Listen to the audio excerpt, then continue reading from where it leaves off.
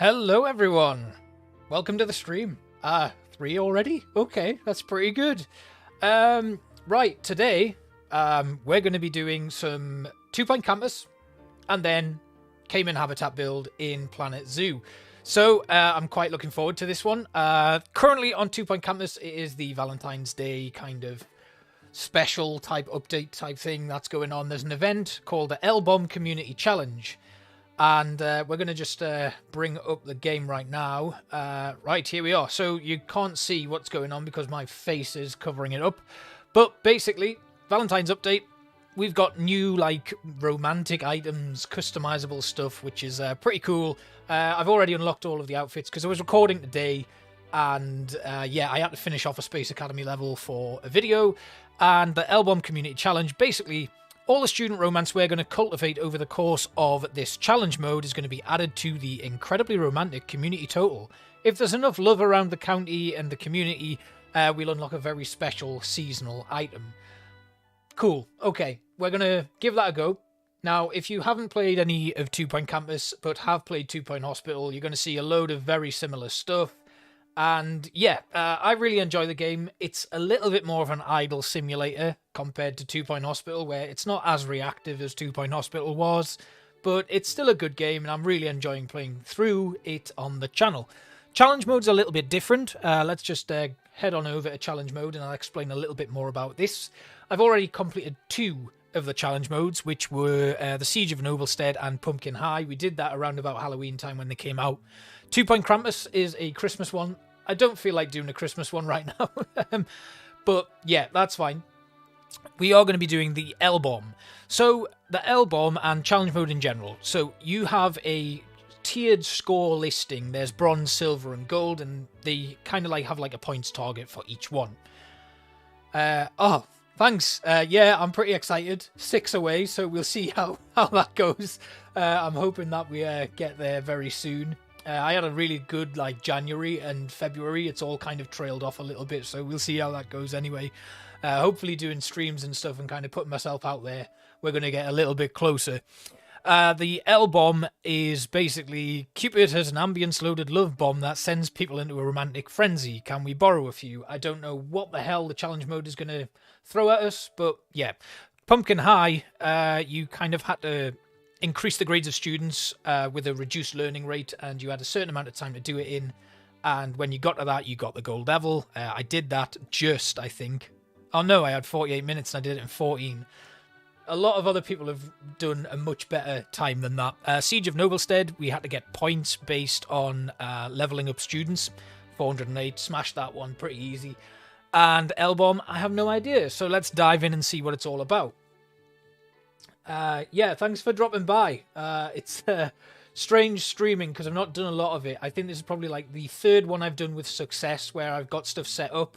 I'm still working on like overlays and getting things ready, but we're getting there. I'll get something a bit more custom soon, and it'll be fun to kind of play around with it a little bit more and kind of do some regular streaming of different games. I mainly play a lot of like management sims and stuff.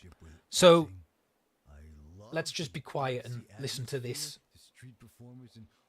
I can't actually hear it because my volume's down quite low, but very woolly hats. I hate that a sandwich costs the same as a bicycle. But sadly, you can't have one without the other. Wherever there's a cool vibe, the expensive sandwich guys are sure to follow. Okay, I can't quite remember what campus this actually is, so yeah, let's see what we've got to do.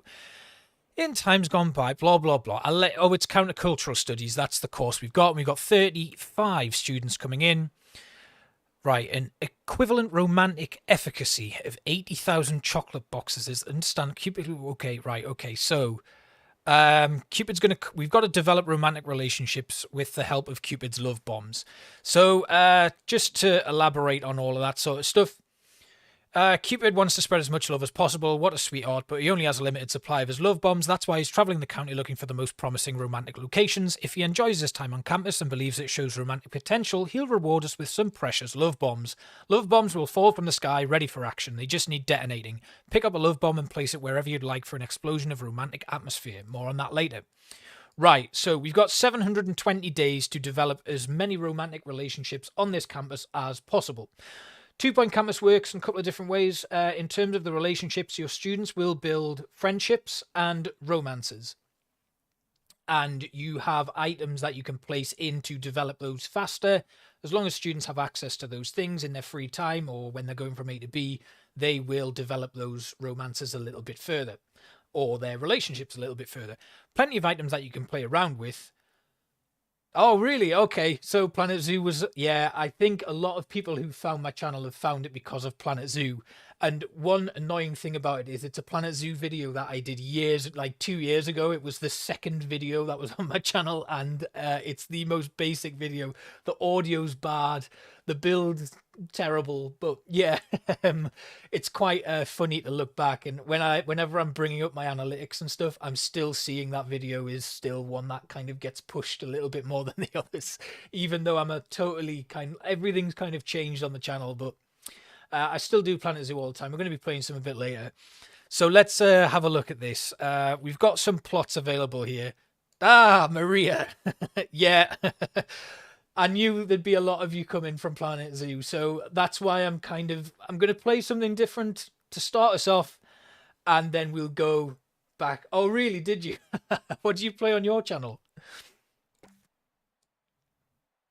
It's honestly, it's crazy. We get like, you'll do something from 2 years ago and the algorithm will push it out there and you'll be like, why are you pushing this video? I've totally changed. But yeah, so I do want to play something a bit different because I do a lot of different stuff on the channel, but Planet Zoo is always going to be the main game that I play. I try to do weekly stuff on that, and we'll just see how everything else goes.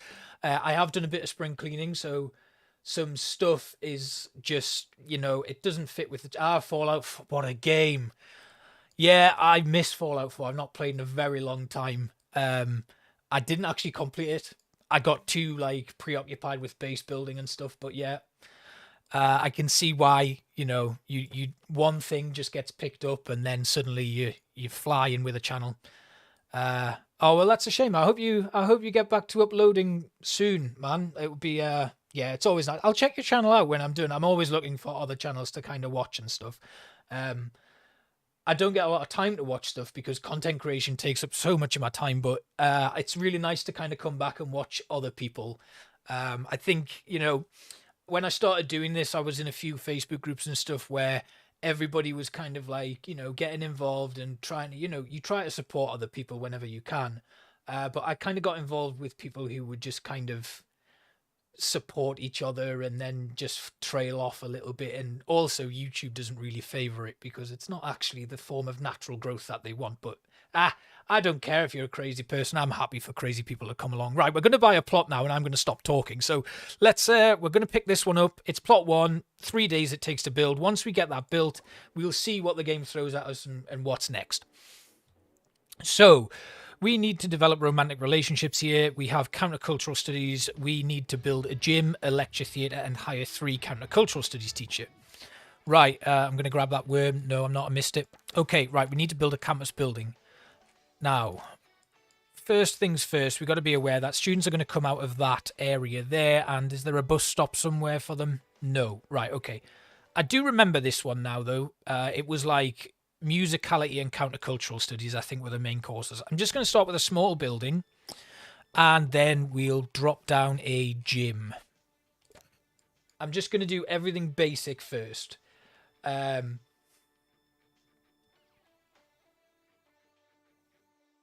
Oh no, don't. You can distract me all you want. It's actually really helpful because I need to get better at interacting with chat as we go. Oh yeah, I should probably unpause it so the building gets constructed.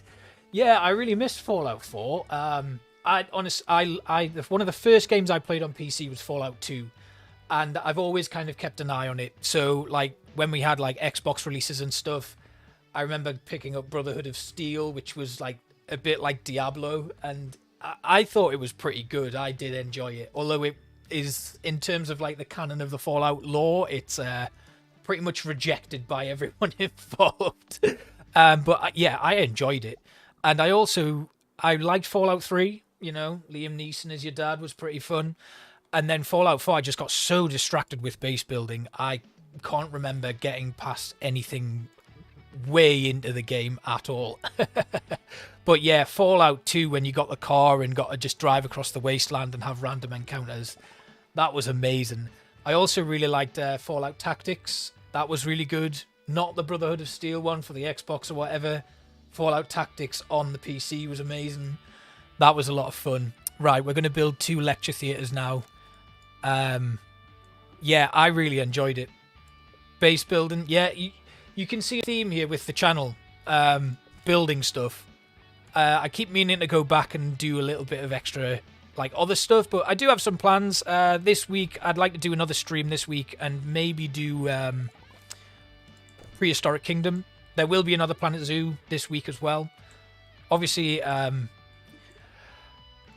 I'll be away. I think it'll probably be Thursday, the next stream. But why am I talking about the next stream? We've got one going on right now. Let's hire some countercultural studies teachers. Now, normally what I like to do is I have a look at these little traits that they have. Bin blindness isn't great because what it means is that the teachers will just start chucking litter all over the campus. Rapid, that's good. We've got another one with bin blindness, and weak bladder means they'll need to go to the toilet more often, but we'll take them on anyway because they're rapid, so they can move around the campus pretty quick, and it means if they do need to go to the toilet, they'll get there pretty quick. So, right, there we go. Now we can just start our academic year. And what will happen now is... Oh, okay, right. He's given us some of his love bombs to get things started. Now, we have 20 students who need a dormitory, and lucky for us, I have a blueprint saved from my playthrough that fits 20 students. Or is it 15? I think it might be 15, but we'll put a couple in. I have already got Prehistoric Kingdom, and there is a video up on the channel from a very long time ago. I think I built the furry... the furry rhinoceros, basically. I built one of those habitats, and I really enjoyed it. And then I tried to do a little bit more, and because, you know, what it's like being in early access, it kept crashing on me. I had planned to do, like, a recreation of the entrance to Jurassic Park with the kind of, like, main building where they all pull up at the beginning. I'd planned to do something like that, and the game just wasn't responding to what I was trying to get it to do. But it's had loads of updates since I last played it, so I will probably jump back in and get that done, because I really like the idea of it. Right, okay, here's some of Cupid's love bombs. We're actually going to pick it up and put it right next to this dormitory, and then it should detonate right on those students. There we go. Now all the students that are going to that dormitory are going to be kind of like inspired to go and develop some romantic relationships. Now over here we've got some romantic relationship items. This is the love trumpet, but they need to be at level 3 or 4 to increase that. What we can do though is we can put a love bench outside. Where are my relationship items? The love bench will develop level 1 and 2. So I'm just going to drop that outside here. And weirdly, I'm sure there's a countercultural studies room that it has not told me to put down yet. So I don't know where any of the teaching is going to happen. It must just be in the lecture theatre for now. Interesting. Right, okay, Cupid's playing a game somewhere. I don't know where he is. I haven't yet seen him. Oh, there he is. What are you doing? You're just going to run around and drop love bombs, are you? Right, we need to build a library, but we don't have a lot of money. Can I take out a loan? I don't think I can, no. So you can't take out loans in challenge mode, which is a little bit frustrating. And it just means you have to raise all of your money naturally. So I can put a library in, though. We'll do that. And it's just going to be very basic. Now, until we get a bit of money, this is unfortunately all we're going to be able to do. Luckily, though, the actual student progression on the course doesn't matter. What matters is relationships. So we don't actually have to put like a really good campus out there. We just need to make sure that there's enough items around for students to start having a relationship. Now, this statue of love we can put outside as well. And what might be a good idea is to just have somewhere for them to all kind of... There's a love bomb there. Now, we don't have any romantic relationships yet. One thing we're going to have to do is make sure that there's more students on the campus. So we are going to have to probably expand the course. We've got 3 love bombs here. These 2 and... Yeah, It's similar to Theme Hospital or 2 Point Hospital, which was the kind of more modern take on it. That was the spiritual successor. But yeah, it's very similar. Oh, a rose bouquet. Where can I put this? Can I put this just anywhere? Okay, now does that won't give relationships, but it's a target for them. Right. We've got a bit more money now, so we can duplicate this dormitory and just drop it down there. And then we can probably put in a couple of showers and toilets. Just very basic ones. Well, everything. Here's Maggie with a tip for getting things done. And where are we? Showers. So I will be aiming in the amount of time that we've got. I can't afford any more showers. One shower between 35 students. I think that should do it. Right. Can we put down another love bench somewhere? I'll just... Where did they go? Did anyone else see that? They kind of just shot up into the air. Right, we have some love benches here that we've put down. Basically, students there. I'm just going to drop that love bomb. We have 4 romantic relationships. Now we're talking. Now we're on the way. I'm going to drop another one. And I'm going to try and drop it in this dormitory right by the door. And then I'll do the same with this one.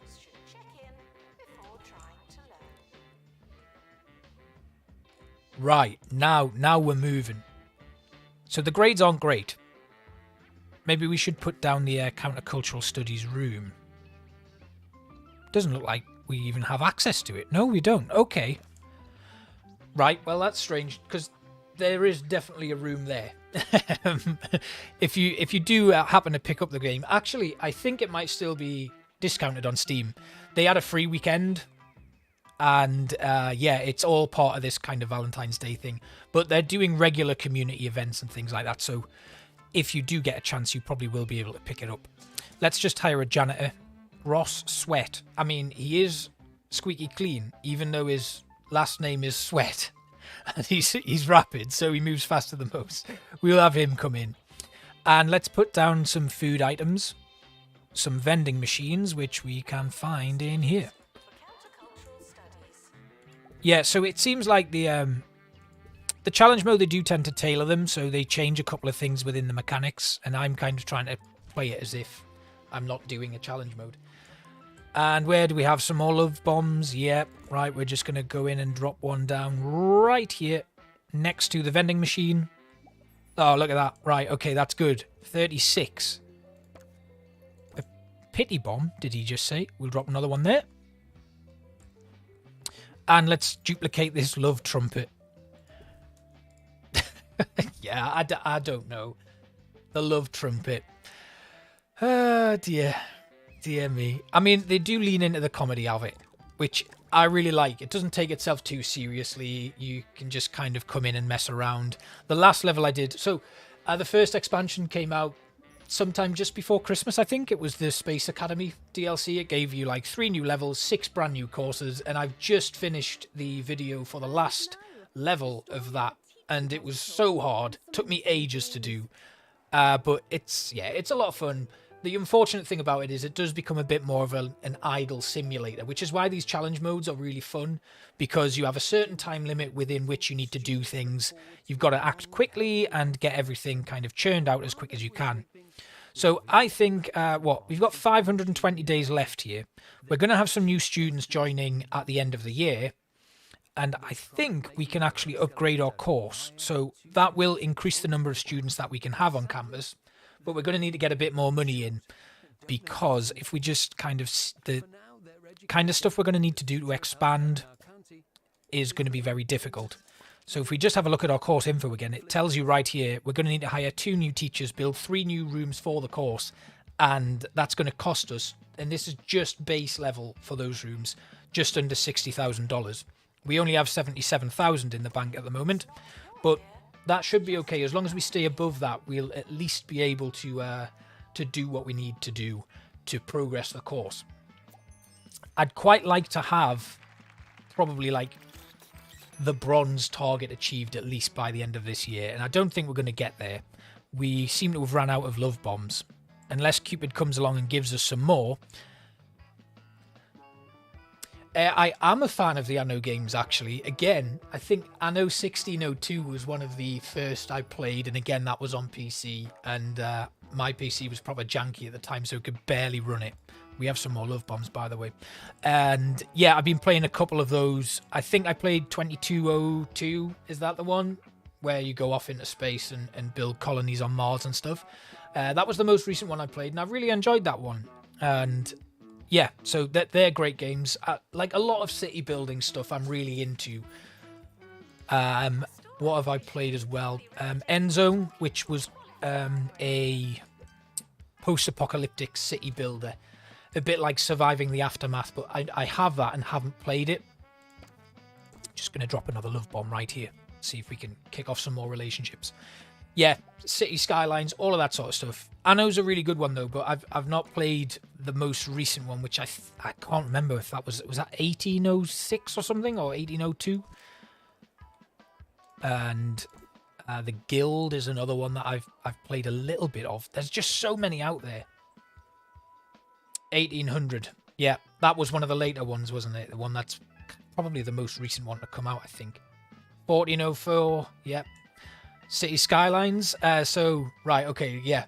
Endzone, A World Apart, that one was called. And it was basically, there's an apocalyptic event where nuclear weapons are detonated all over the world.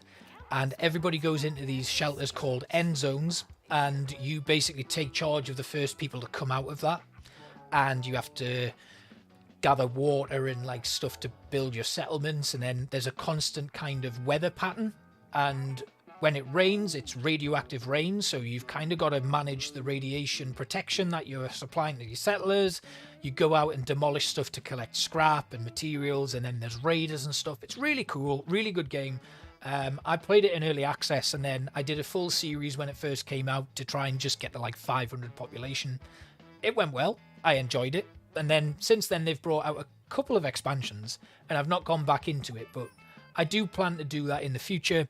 It's just there's so much going on, and this is one of the kind of criticisms of the first couple of years on the channel. I try to do too much at once and have too many things running at once, and because I like being a bit of a Let's Play channel, it can be quite difficult. And with Planet Zoo taking up so much time to do a build, it'll take me like a week, and I'm often pushing right up to the deadline to get those out there, which is why streaming has helped, because the capybara build was pretty much finished by the time I'd ended my stream last time. Okay, so here we've got some issues with a lot of people who are filthy, and they have something called snogwarts, which is caused by romantic relationships. And we're going to need to deal with that by building a medical office. Snogwarts. Fantastic. Right, let's build our medical office. And that can kind of just come across here. We're creating weird corridors, so when it comes to the end of the year, we might need to redevelop a few things. We can put in this thing called an omnicure. We'll just leave it as the basic.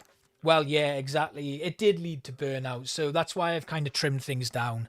And I found a few things on the channel that I have absolutely no intention of going back to. So I just deleted the videos. And what was I playing?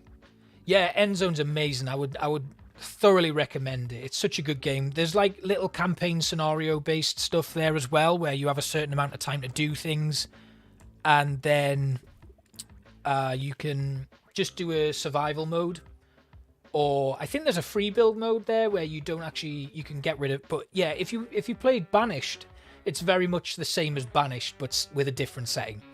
But yeah, Planet Zoo, Maria, you're right. The freedom to build's really nice, but it takes so long to do certain things. We also need something called a pastoral care room here, which we're going to drop in now. And that is basically student psychiatry. But we need qualified teachers. Luckily, there's one. Qualified assistants, sorry, not teachers. And there's one for our medical office. Okay, so that should just help us kind of recover from what's going on with the students right now. We have some demands for a student union. I've got 107,000 in the bank. I'm going to wait before I build my student union. And I'm also just going to... right, we've got a few students who are at risk of failing the year. But I think that's because there's no countercultural studies. Oh, low entertainment is causing a little bit of an issue. So before I do anything, I'm going to put in a couple of arcade machines. Meat Wizard. Yep. But there's also a crazy taxi machine, which is really cool. And we also have a flight sim. And this is a galactic arcade game. So some of these things... Oh, what's that? An astronomical spider. Oh, I unlocked this. We're going to put that down. So lots of entertainment put in there just to answer the students' needs. Very much like The Sims, the way you have to manage the students' needs. If I just hover over this one here, we can see all of what they need. So energy, healthiness, food, drink, hygiene, bladder, entertainment. And that's the end of the year. So every year we get an end of year awards. We're just going to have a look at what we got. So 27 students have managed to somehow pass the year. 8 failed, so they get kicked off campus. Average exam result of 56%. We didn't win any awards because, I mean, I don't even know what the hell's going on with this level. Right, so what have we got? We need to build a student union. We have 1 year left. We only have 115 and we need to get 500. So we've got $128,000 in the bank. We're going to just expand things here. I'm going to pull that all the way along. And then we'll put a door in here. And then what I'll do is I will pick up that dormitory once it's finished building. We also need another gym, 1 more lecture theatre, and to hire 2 more countercultural studies teachers. I've not actually played The Sims for a very, very long time. I think the last one I played would have been The Sims 3, and that must have been absolutely years ago.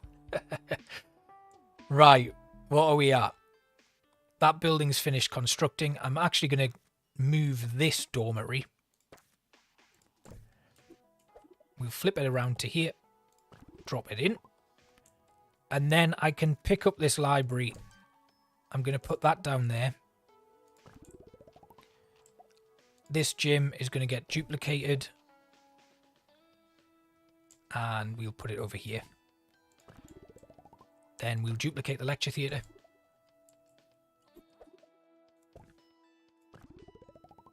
We need to hire 2 new countercultural studies teachers. You're a good one. And only a level 2, but that's okay. So the teachers have certain levels in how they're able to teach the students. Higher levels mean they can give more experience to the students and train them up a little bit better. Lower levels takes them a longer time. Because we can't actually afford to do training, we need to just keep an eye out for the best teachers coming in, sack the ones that aren't as good, and put our new ones in place. But we've got a year. We need to get 385 new relationships. I don't know if it's going to happen. I did actually have a student union that was pre-built, but I seem to have deleted it. So I'm going to have to quickly build a brand new one.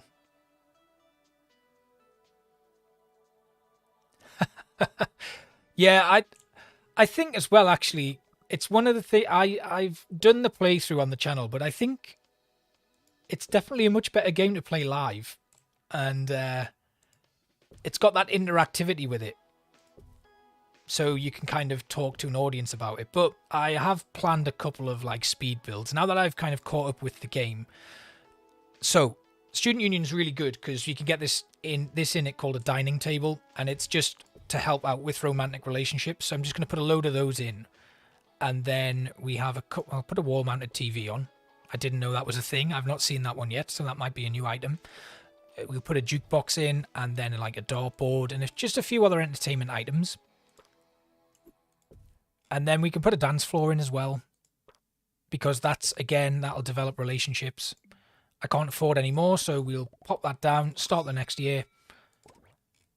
And we need to hire an assistant, actually, to work in the library for one. We didn't actually have one. Where's our library gone? Oh, I moved it. Where did I put it? There. that's something I should have done earlier on. And we don't actually have anyone to work in the student union yet. We're going to have to wait for someone to come in and also wait for some funding to come in. So we got some love bombs. We're going to have to wait for students to arrive and then we'll drop in some love bombs. I'm glad you're finding it relaxing. You should have seen the last level. It was crazy. The Space Academy DLC. So the courses all have like a varying level of difficulty with how easy it is to actually complete them. Some of them require the use of multiple rooms. Some of them takes a lot longer to kind of build up your students and your teachers. And others are much easier. There's one called General Knowledge, which is essentially just like the University of Life. And all they do is go to lectures on general knowledge. And that's it. There's nothing else to it. And if I had some of them, that would be really good. But we don't have them. So we're just going to have to deal with it. I'm going to put a few more love trumpets in. Well, one more love trumpet because that's all I can afford. Right, okay, so we have our new student intake. We do need to duplicate that dormitory. And I'm just going to see if I can drop a love bomb down right... So I'll drop one down in between these two dormitories because there's plenty of students gathered in there. And the key thing is they've got to be like romantic relationships. So just having people develop friendships isn't going to be good enough. You can see here these people have developed some friendships and then ran away from the love bomb when it exploded. What's wrong with you people? Come on. Right, okay. I'm just trying to think what might be the best thing to do. We can schedule an event in, and I'm going to see if I can find... So Jasmine Odyssey. Oh, we need a stage. That's why. I'll schedule a student union party.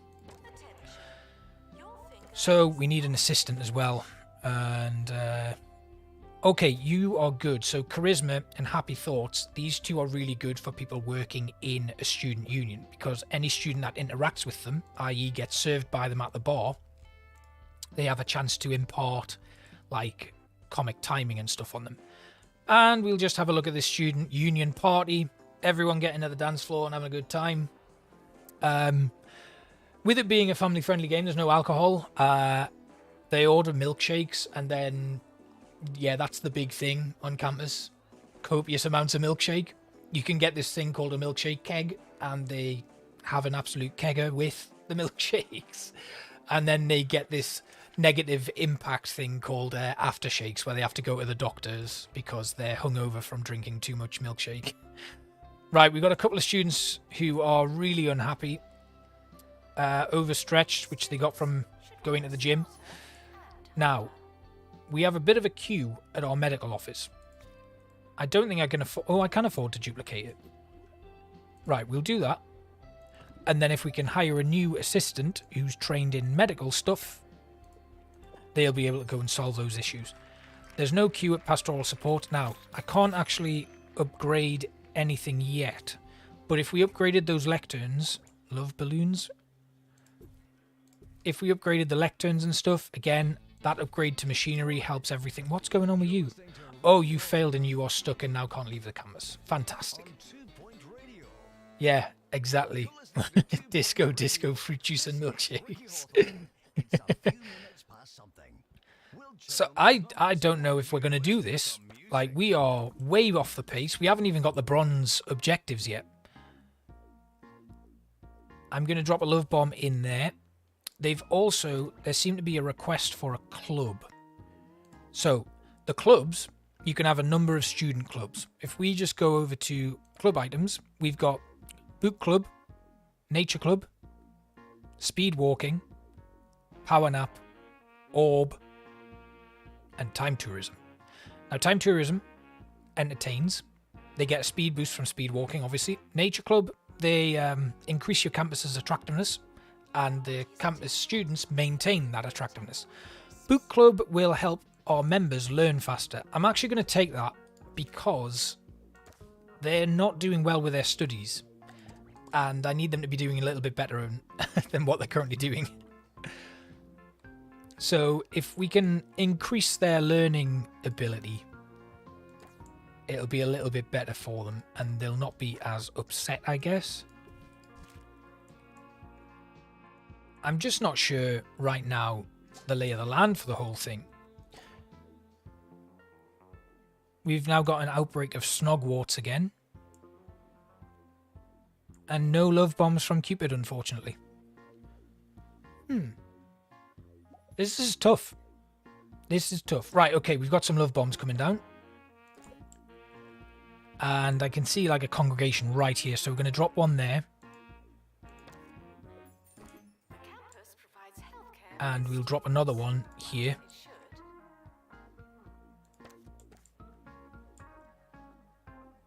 That didn't seem to work. I think probably the best thing to do is to just find a place where all of the students are going to congregate and just drop them. That got us to 153, but it's still not enough. We're still way short of the target of 200. Right, okay. I mean, the thing is, we kind of need to increase this so we get more students on campus.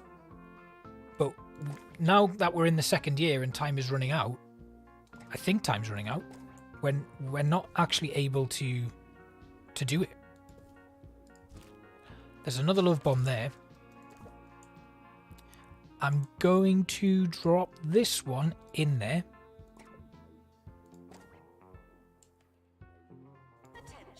Like, I don't know if these things help out with the relationships, but we'll put a couple down because they've been requested by students. And a flat flower planter, which is always one that's requested. Like, no matter what level you're on, they seem to want that planter. It's very strange. So we've got quite a few members signing up for the book club, which is good. And it actually kind of looks like it's helped with the issues that we've been having with, like, students failing assignments and not getting enough education. So that's good. We've only got 192 days left, though, and I can't see any love bombs anywhere else. But there's not a lot we can do. We just have to wait for Cupid to come by and bless us with some more. Right. I think I'm just going to have to aim for a bronze because this is not working out, is it? Textbook cubicle required in the library. So every now and then your students will request certain things. It'll be like kind of in The Sims when your sim has like a life goal or something that you need to achieve. You do that and the students are happy. Right, okay, we're going to have a look. So there's a couple here waiting for an assignment to start. But we've got quite a few gathered there. I'm just going to drop that. Didn't seem to do anything at all. I think I know what I need to do. I think we need to organise a new student union party. And when they're all in there, then we'll drop a love bomb. I think that might be the key to this level, is to get people in the student union, drop the love bomb. So our campus has leveled up to level 10. I'm going to get that book club queue there. And a hot dog stand has been requested. So we'll put that in. We'll get a new assistant to work in that. Meh. No one really good enough, but we'll pick one up and then we'll just have them only working in food and drink kiosks. Now, they've all gone in there. So we're just going to drop that love bomb right next to the dance floor. And hopefully that'll help some relationships grow. We're 177 now, though, so I think we can get the bronze. We can get bronze. That'll do. I mean, we've then got another 150 to get. I don't know if that's going to happen. I wonder if just placing down a load of random relationship items might help. So let's just have a quick gander over here. And I'll put a couple of these car booths down.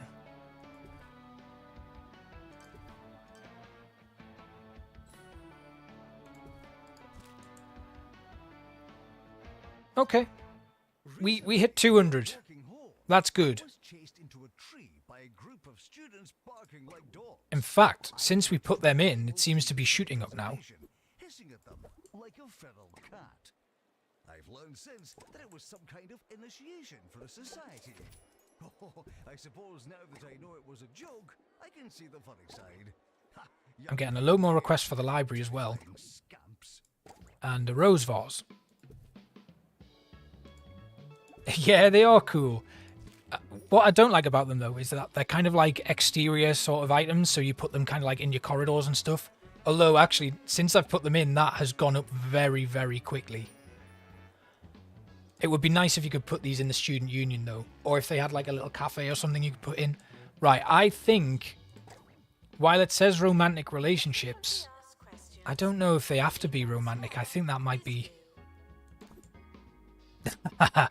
that's as neat as I get. It's a lot worse normally. Right, let's put some more in there. And I think... we could get a 350. Let's put another party on. Has Cupid given us a love bomb anywhere else and I've not seen it? No. Alright. So. Yeah, it would. I think a cafe would be a nice addition. Like a brand new room for the game if they plan on doing another expansion or something. I think that would be really good. A vaulting course has been asked for in here. I can't fit it in that gym. But I can fit it in that one. Right, great. The campus provides healthcare for its students. Come on, Cupid. Give us another love bomb. Shoe graze. Okay, so what I should have done is put a stage in my student union, because then you can schedule gigs. Now we're getting a load of requests.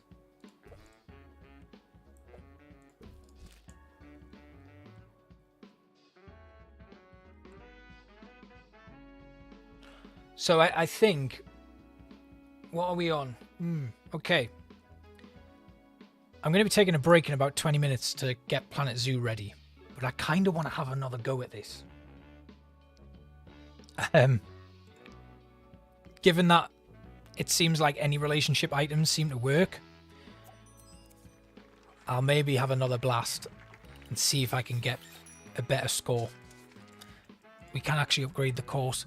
So what might be a good idea is, in that first year, we kind of have to get halfway to 500. Which means we need to come in pretty strong with these relationship items to begin with.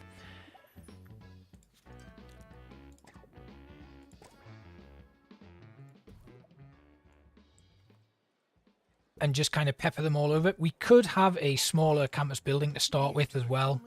That would give us a little bit more money to play with. Right, okay, let's... There's quite a few gathered around that hot dog stand I could drop a bomb on. But also, we've got a few in the gym here. We'll get them in the gym. Just like Mama used to make. Don't look in that library, it's not neat at all. I've just thrown things in there.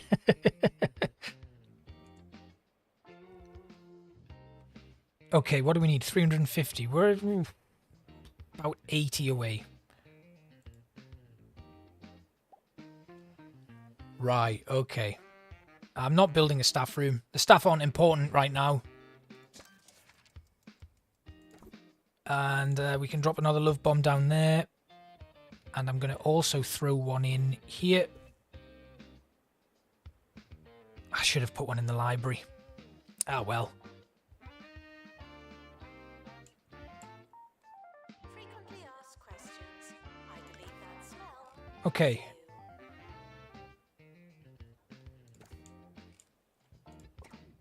We're getting somewhere, but I don't think we're going to hit silver.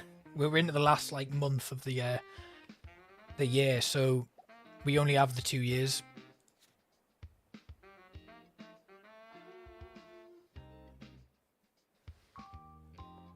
But this is what I mean. You kind of get to this stage in the game and it becomes a bit more of an idle simulator where you're just watching things happen. And now that we've kind of got to this point, there's not a lot more we can do. So we'll just kind of have to wait for it to play out and accept our bronze medal, unfortunately.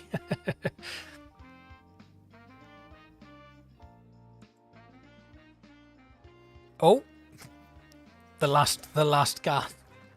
Well, 279 isn't too bad.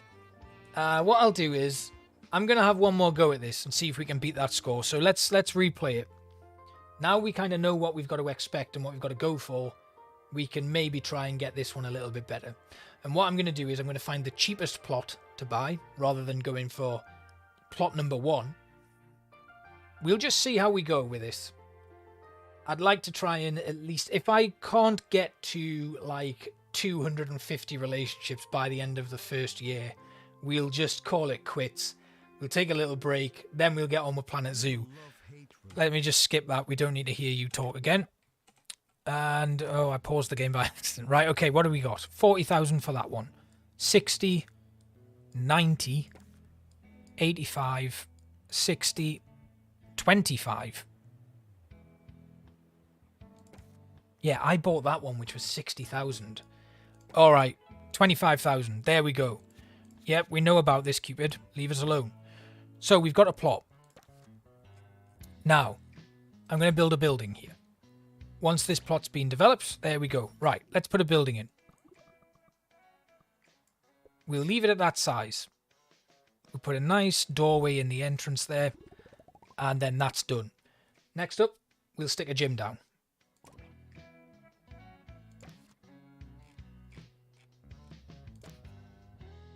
So what we need to try and do is have like a bit more of a like enclosed space where we can gather up all of the students and see if we can just drop one love bomb on them, and then we can be a bit more conservative with those bombing runs. So our gym, we're going to go, I don't know, this size. Now, I know that the vaulting thing was going to be a request, so we want to make sure that the gym's big enough to fit that in. I'll put that in there, and then we need to put in a basic basketball hoop. So that's in. Next up, we need our lecture theatres. Now, I'm pretty sure I can fit one right here. Perfect. And we'll just keep it small. It doesn't need to be any... Wow, that is tiny. That is the most cramped lecture theatre I've ever seen. Right, we'll then duplicate that, and we'll put that there. So you can see we're trying to like create like a really small indoor space that the students are going to use. I'll then put down a student union, and we'll try and just have this cover the whole length here. And then what we can do is we can put the stage in, and that's going to allow us to have some gigs. And that'll hopefully get some relationships going. Now these tables are always good. We can then put the romantic tables in.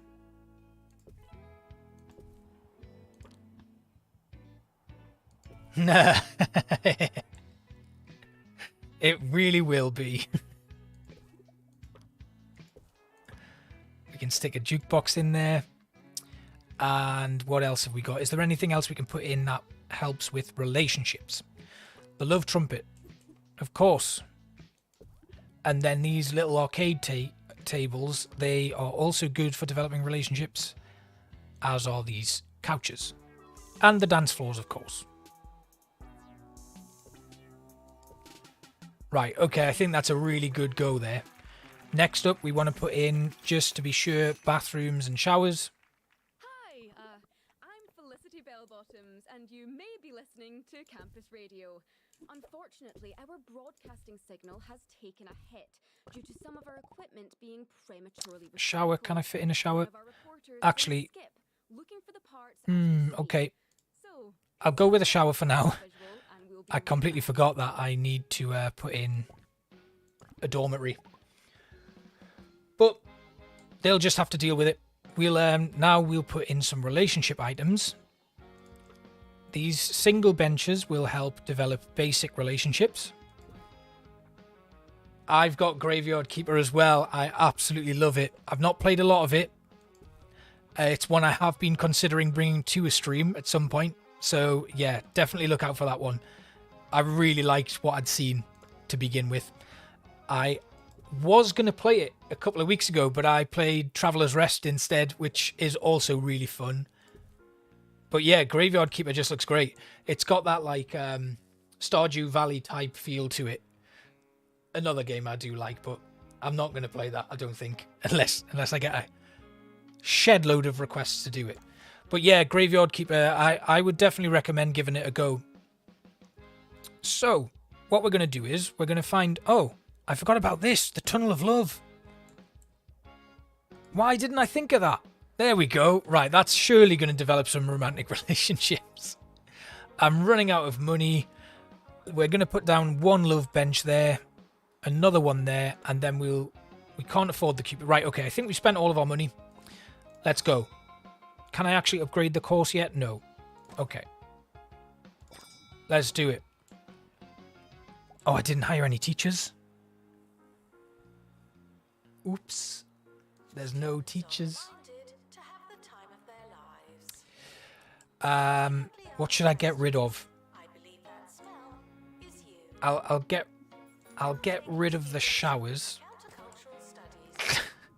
And then I'm going to have to hire an assistant to work in the student union and my countercultural studies teacher. Now there's one. And another one. And another one. I can't afford another one. But it's okay because we don't need that next teacher until February and we've got a bit of time. Okay, I think this will be a much better start. So the first thing I want to do, as soon as we get some students coming in, we're going to dump our first love bomb once we get them kind of like stopped. In fact, I'm going to drop it. Ooh. So they've already automatically gone to that student union there. We're back, and so is our broadcasting signal. I will drop it right in the middle of that student union. By his own account, he was Okay, that worked. adding that the view from Did I get his any more? skip offered him an entirely new perspective on campus. Now, if that's not an idea for Did a get some segment, money. I don't know That's what we need. We actually need to get that dormitory up and running very quickly because in the dormitory I have something called a double jump bed, which is another relationship item. In fact, can we schedule in like a romantic film? I'm going to do that. Spend a little bit more money, which I don't have.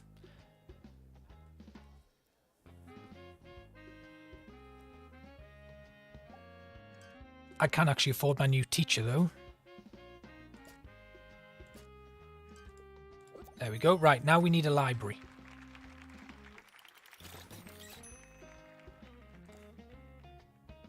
And hopefully, I'll get enough money at the end of this month to build that library. We've already developed 6 romantic relationships, which is more than I'd got to earlier on. I think I have oxygen not... No, I don't have oxygen not included, but I have seen some playthroughs of it. Failing students might want to try something else.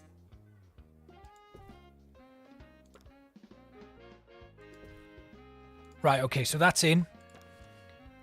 Let's get an assistant. There we go. And we're also going to need to be prepared for the fact that we're going to need, at some point, medical stuff. And I'm going to need to hire a janitor as well. Don't have enough money to do that yet. Instead of hiring a janitor, I'm going to put some love balloons down. Because the love balloons can definitely unclog a toilet. Who knows? Right, love bomb. Where we're going to drop this one? In the gym. Your book is upside down. Okay, I think this is a much better start. Upside down. Janitor required in lecture theatre. Now, can I put in my medical office yet? No. But this is looking a lot better. I have a feeling though, due to the fact that we have a smaller plot, we're not getting as many love bombs dropped. When we had that bigger one, nah, thank you. trying to get them all pigeonholed into just one little location. I'm worried about what's going to happen at the end of the year though when I need to expand it.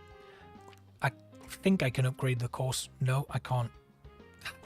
Okay. I need to stop spending the money as well, because we need a dormitory. Or two. Let's hear from Hugh, who's fresh out the skip with a story about an unusually cloudy. But I think this is a slightly better start. But I am a little bit worried that we're not getting any bombs dropped. And when we are getting them, we're only getting one. Right, Cupid's here. I think I can... No, I can't. I'm still a little bit short on a dormitory. We need a shower. I'm going to have to spend the money. And no real use for all that sun cream. They will forecast a weekend of sun and balmy temperatures, but what they got... Yeah, it has been pretty low. Altogether grey affair. But we're doing a lot better than we did last time. We're at 62 romantic relationships already, and we're not even halfway through the year. So this is good. We could get to the 150 by the end of this year. I'd like to get to 250, but once we get more students in the second year, that should be good. If we can get like a third of the way there, we can easily fill out the next 2/3 and get to that 500 by the end of the year. I hope. Come on, Cupid. Give us a bomb, please.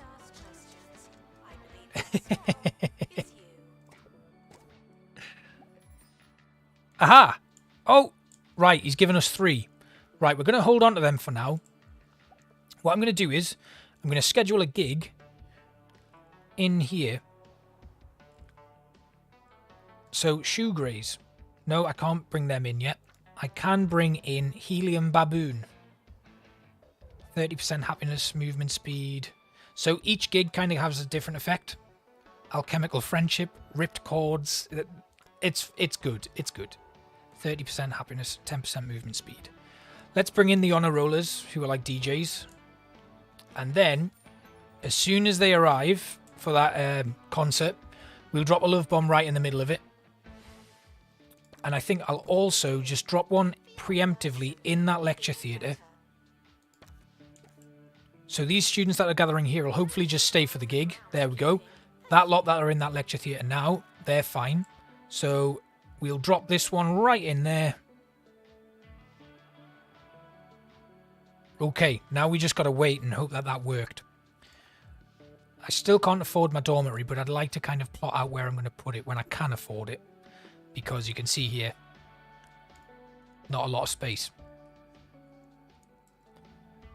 So I'm just hoping that we can get those romantic relationships. I'm wondering if I have to use all of these bombs before he brings more. So I'm just going to dump one right there. Okay, cool. I can see some more relationships developing. Oh, it's 200 that I need. Damn. Forgot about... Whoops. I thought it was 150 for some reason. But this is good, 96. As long as I get 200 by the end of this year, I think I'll be happy. But I don't think we're going to get it. They've asked for some stacked hearts, so we can do that. Hi, I'm Ricky Hawthorne.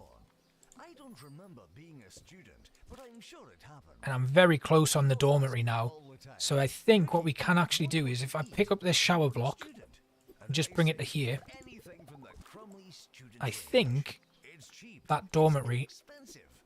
No, it won't. Still won't fit in. But what I can do actually is just edit the shower block a touch. If I just remove this wall. Well, the whole wall would be nice. There. So now I've only got 3 shower cubicles and a couple of towels in there, but that's fine. And what it means is I can now put that dormitory in. Well, we got there in the end. And we got more love bombs. So let's drop another one right there. And they're all going to go straight for the dormitory, so we can drop another one in there. And our final one, I'm going to put right by the door. Great. Not always flat. I think that's probably going to be a really good push for us there. Next thing, I'm going to just expand this campus building. Block toilets. There's that Snogwarts. Amazing. I don't have money for a medical lab yet. So we're going to have to... Oh, no, I do. We can build a medical office now. But we need to expand the campus because I've got no space. We're going to expand. Just a little bit. And then if I need to expand further, I can do that next year when I've got a bit more money in.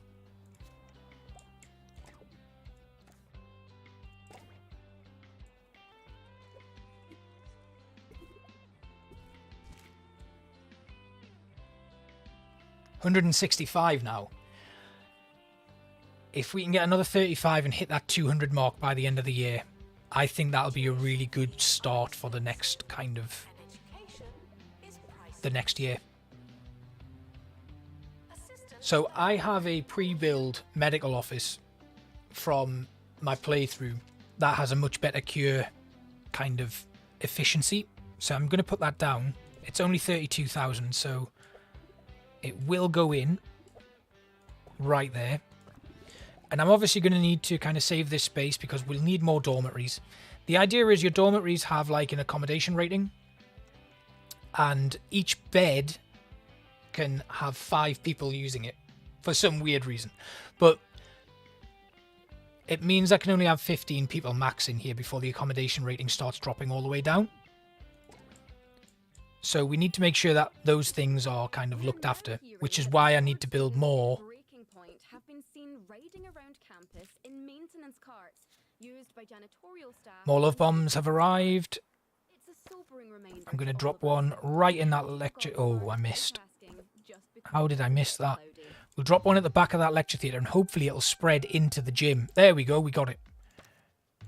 And then another one in the student union. Yes, okay. Someone to work in the medical lab. Okay, we need a janitor hopes to see you again. to repair some stuff for us.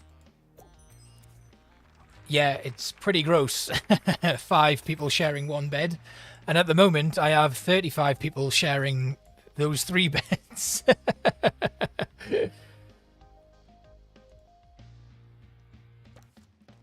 I think we've done much better here, though.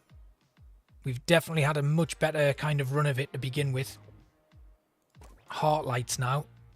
We'll just slap stuff everywhere. Right through this student union. We've got some students considering dropping out. I think I've got no food, actually. We need to put some food in. So we'll just put a basic cheesy gubbins and a burp one. But also the pulp station are good at keeping students healthy and give them a nice energy boost because it's natural stuff. Cool. Right, Cupid's here. Is he dropping stuff off for us, or is he just having a look at how happy people are? Because they're not very happy right now. We need entertainment. We're at the end of the year nearly. We didn't get any new relationships developed there, which is disappointing.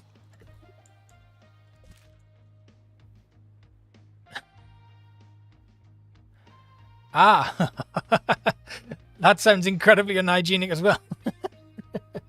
But if it's cleaned, it's cleaned. So that'll do. Right, we've got another Snogwarts outbreak and somebody's dropping out.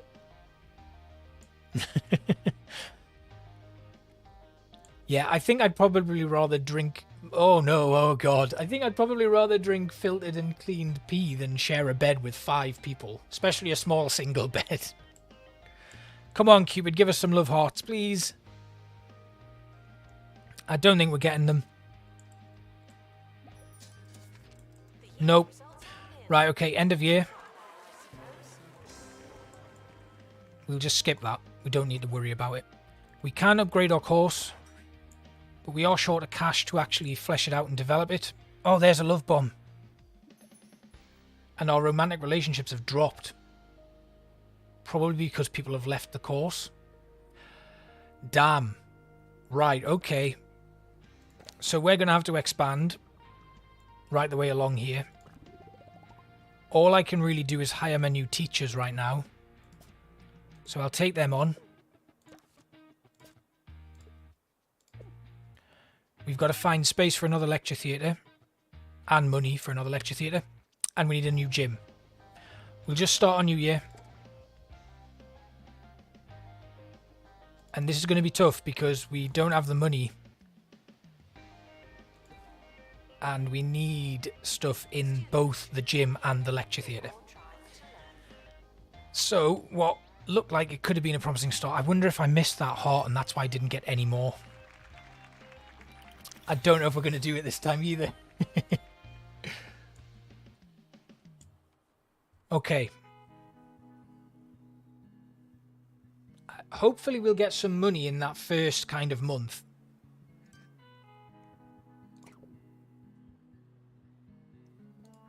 We'll put the static bike in the gym.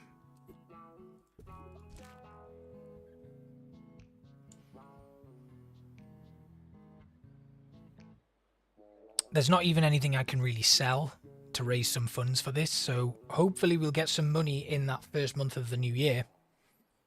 And we can at least build one of the things that we need. Right.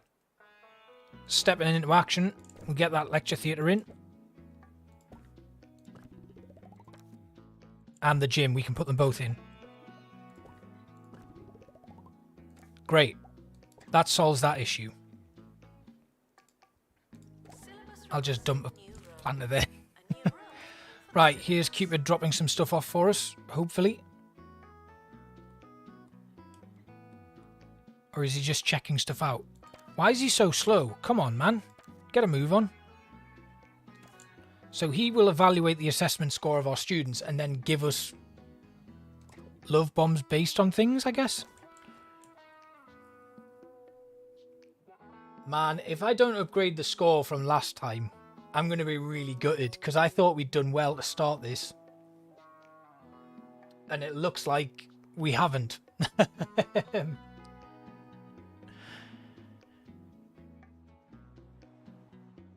But there's not a lot more we can do. We've not got enough money. Is he giving us anything? Are we having love bombs anywhere? I'll just drop a couple of these tables. There's some. Right, okay. Let's do it. Right on this corner here.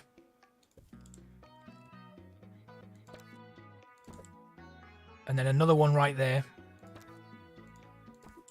Somebody's dropped out. Don't know if you saw them just legging it away from the campus there. And then another one there. And then I think we'll extend again to here.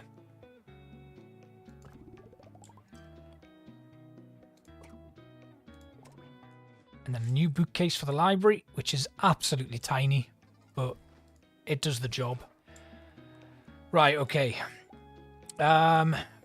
We need a pastoral support room next. So I'll bring in an assistant just to start us off. And then once we get a bit more money at the end of this month, we'll hopefully be able to put that down. But I don't know if we're going to do this. Cupid's back again. What does he want to know this time? How happy your students are? Well, not very.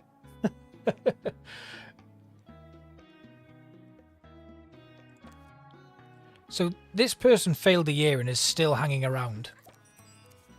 And now they just... all of their needs have vanished to nothing. He's got flies on him. And, yeah. Oh, yeah, I'm in it for the long haul. I'll do this. I'll get this finished, and then I'll have an hour or so on Planet Zoo. That'll probably turn into like an hour and a half. I mean, thanks for sticking around. It's been great having people here since, like, from the beginning, which hasn't happened. So I have to get good at talking to myself. So it's quite nice to have two of you in here from the beginning. Just a little hint, the third person is actually me, just making sure that the stream's running smoothly. So it's just the two of you for now, but it's great to have people on from the start. It's always quite difficult when you first get into streaming to kind of keep the energy up and stay kind of focused. Yeah, that's him. Yeah, he doesn't want to go home. His home life is much worse. He's sticking it. He'll be like in his 40s and still hanging around. He's still there. I mean, if you can at least contribute to some relationships within the school, that'd be really great. We've hit 200. Can we at least get another 150 to get it to the silver rating before the end?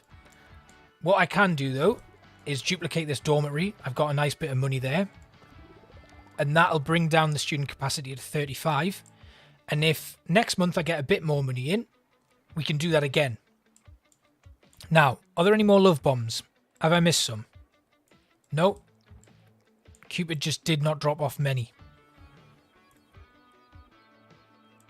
But that's okay. That's fine.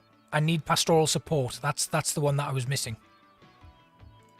And I have one there, but it's not good enough. So, well, I mean, it's good enough, but it's not what I can afford. So we'll just hold off. I'm glad you're enjoying the stream. I'm glad it's been fun, and I'm glad it's been relaxing. It can get a little bit. This is why I like to mix up the games. It can get a bit tedious, especially considering I've been doing this for nearly an hour and a half, and it probably will be an hour and a half by the time we finish this one. So it's going to be good to go and play some Planet Zoo, and also I'll be able to do a little bit with my Caiman Habitat. I'm from the UK. I'm from Newcastle, no northeast. What about yourself?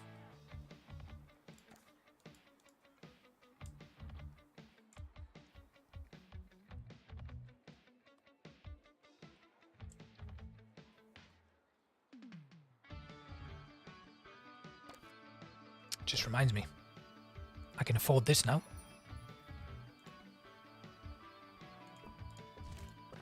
Yes, okay, right. That brings the capacity in those rooms down to 23.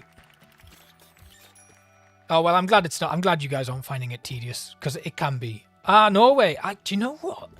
I get a lot of people from Norway watching these videos. I think what... So, I play the Elder Scrolls Online, and I'm in a guild. And, South Africa.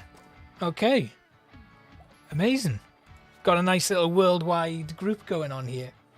Yeah, it's a big spread. I think one of the reasons I get a lot of, like, Norway, Denmark, Netherlands. So, one of my friends, I play Elder Scrolls Online, and I'm in a guild, and I run quite regularly with them. One of my friends who's in that guild is from the Netherlands, and she quite regularly watches my Planet Zoo videos, and we're always kind of sharing stuff with each other. And it was really quite funny the other day, a girl on her course had linked one of my Planet Zoo videos to her, not knowing that she knew me, and I was like, what? This is so weird. And it must be because I got that little bit of a niche in like Norway and stuff, and it's kind of just pushed me out there a little bit. So any English speaking YouTube viewers that are in that region are now getting access to my videos. So I should probably thank her for that. Yeah, it's very, very popular in Norway, I think. And Norway, Denmark, Finland, there's quite a lot. And I think as well, actually, it's because a lot of the dev team are from there as well, I think. So that might be one of the reasons. Right, pull-up bar required in there, and we'll stick one in the other gym. We're at 217. I think that last lot of bombs might have actually helped us, so we just need them to get out of there and start developing some relationships. 217. We've got 138 days left. Can we do this? Can we get the silver goal? Snogwarts in the medical office, that's fine. Can you come and give us some love bombs, please, Cupid? It seems like that last lot didn't really do much. I know what I'm going to do. We're going to put an event on. Let's have Jasmine Odyssey, who gives the maximum... Oh, I can't. My campus isn't level 12. Okay, we'll bring in Shoegrays, who give a nice big happiness boost. We need to keep these students happy. That's one of the issues that we're having right now. Students are not happy, which is making things a little bit more difficult for them in terms of developing relationships. They need to be happy to develop relationships. So, yeah.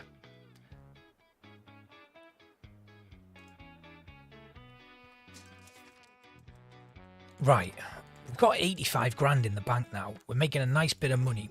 So let's put that in. There's some love bombs coming down as well. We now have lots of dormitories. We'll drop one right in the library. There's a lot of people in there.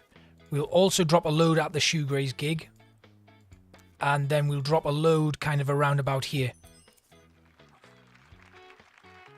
Snogging.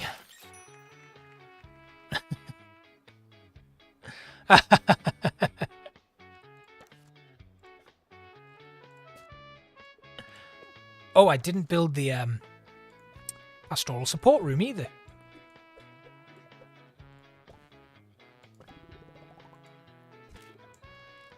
Right, okay, okay. I think we might hit this silver goal. That's really good.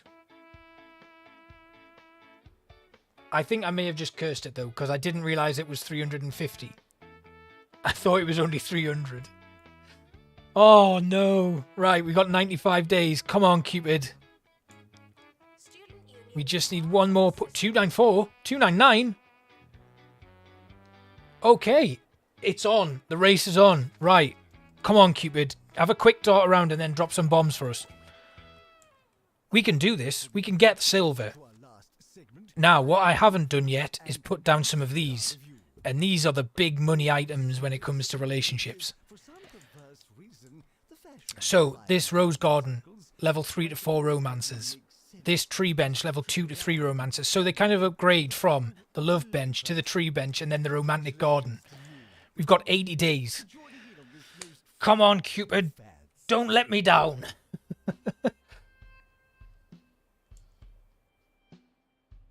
Come on, just some more love bombs and it'll be fine. That's all we need.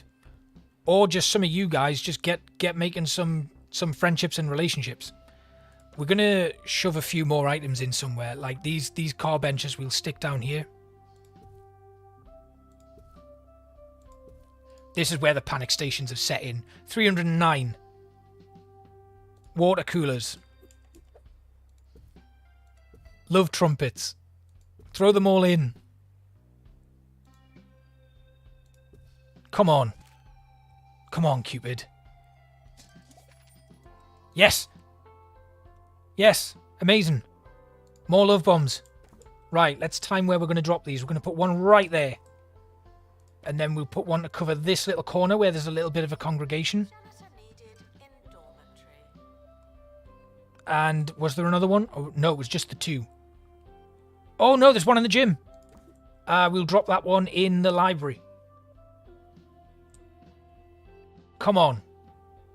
All right, thank you. I'll see you in a moment. Record rug. All right, we'll put that one in there. Come on. We can do this. God, the game lagged there. I thought it was going to crash. The staff don't need to relax. They can walk around. Come on. We've done all we can now. I don't think we're going to get any more love bombs. So this is... Oh, there's one there.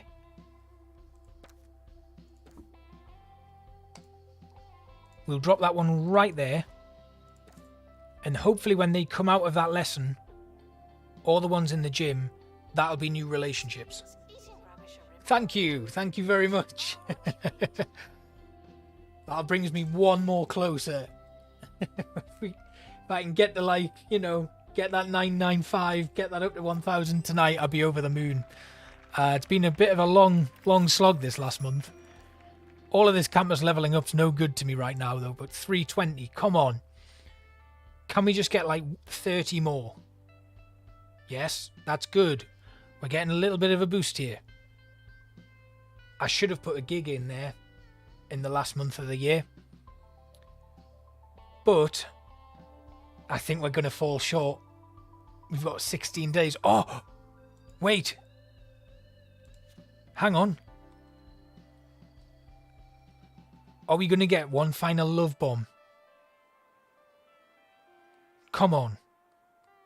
I don't think we're going to get it. We're not going to get it. We're not going to get it.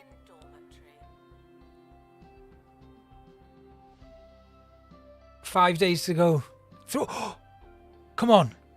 Come on, guys. 17 more of you. Oh, no. 328. Well, We gave it a good go.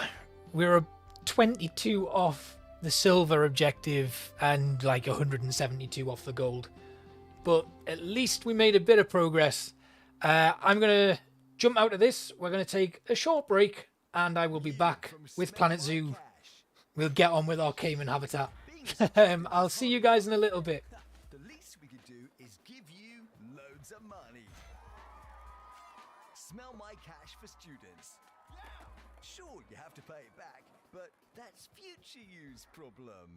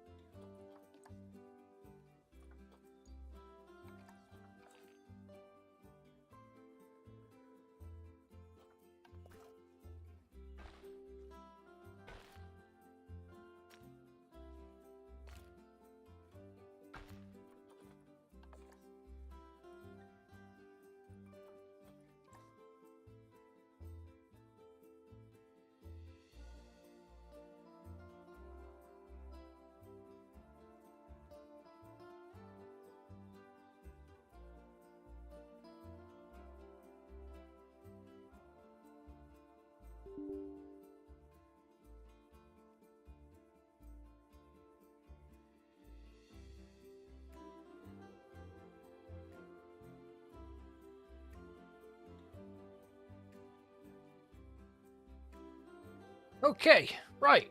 We are back. Just setting some stuff up. You can probably hear the Planet Zoo stuff in the background right now. But I actually need to... So I record stuff as well. So I'm recording as well as doing the stream and... Yeah, okay, right. Welcome back. Now, we're going to do some Dwarf Caiman building today. Now, please bear in mind, the management kind of side of things has gone a little bit wayward. So if you see any notifications of badness, that's because I have not had a lot of time to manage the zoo while I've been building. So let's dive in. Here we are. So last episode, if you watched this weekend's, we built this Caiman Habitat. The population in here has grown quite massive. Lots of caimans, capybaras, not caimans. Lots of capybaras messing around. We've got a little pool over here. And then they all sleep behind this waterfall. And just have a quick look around. There we are. Game is paused because if I unpause it, a disaster will break out somewhere and I'll need to go and solve it. So, yeah, that's that. The Caiman are going to be here. And I did kind of want the idea of having like a over-the-top viewing area, but I think we might try and build a little bit of a dip down so that people can see the Caiman underwater doing the diving mechanics. If I just go to the Zoopedia, we can have a quick look at the Caiman. Now, I can't remember if it's the spectacled Caiman or the dwarf Caiman. Let me just have a quick look at what I'm...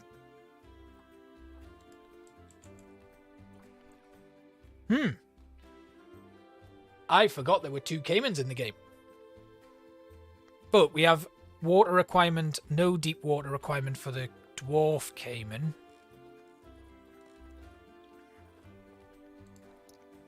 I may need to put the dwarf Caiman in here actually because of the fact that... Oh, that's nice to know. I'm glad. They're one of my favourites actually. I remember when the Wetlands pack came out and I was like, everyone's going mad for the capybaras coming out. And I did see the appeal, but I can't remember what my favourite from the Wetlands was now. I think it was going to be the platypus by far. But I really, really enjoyed building that capybara habitat last week. So they've become one of my favourites now. I think the dwarf Caiman's going to have to go in here though because there's not a lot of space. Just going to have a quick look. They are least concern. We can only have 2 in the group. What about the actual full-size Caimans? I think it's going to be the same, I would imagine. Oh no, 1 to 6. But I think the dwarf Caiman's going to be good. We'll go with the dwarf Caiman. So first of all, let's buy some. Just see what I've got on the market. Oh, great. 130. 120 there. 10 years. Better fertility on this one. We'll take you. And then we need a male. And that's a gold-rated male. That's a lot of conservation points, though. Oh. Ooh. Albino. 0 fertility, though. Right. Males. 0 fertility there. Okay. There's not a lot to choose from. May have to just go for one of the stock Planet Zoo. Oh, actually, okay, 13 years. Okay, we'll take this one. Then at least we've got a breeding pair in there. Right. So, I do want to see the diving mechanics. So, I'd already mapped this out a little bit. I'm just going to delete my little placeholder to begin with. And then we'll have a little look. So these barriers have failed, but it's because I don't intend to keep them as actual barriers. We're gonna be making them all null barriers because I don't tend to have any barriers in my builds. So we're gonna go all the way around here. We're gonna get rid of these, and then I'm gonna need to remove the water.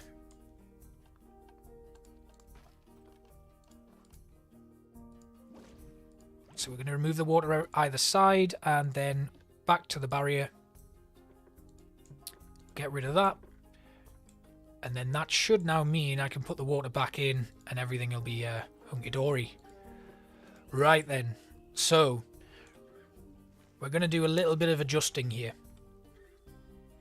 I would quite like guests to be able to kind of walk in and downstairs to see something. But this is probably going to be the pool area type stuff that we do. But I'd also like them to be able to see a little bit of on land.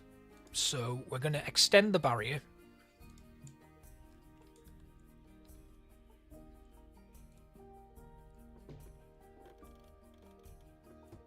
And this is all going to change probably as we go, but I do just want to make sure that I've got enough of a barrier all the way around.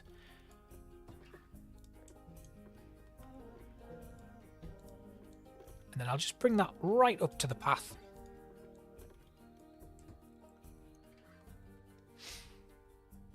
And then this area here, we'll drop that down.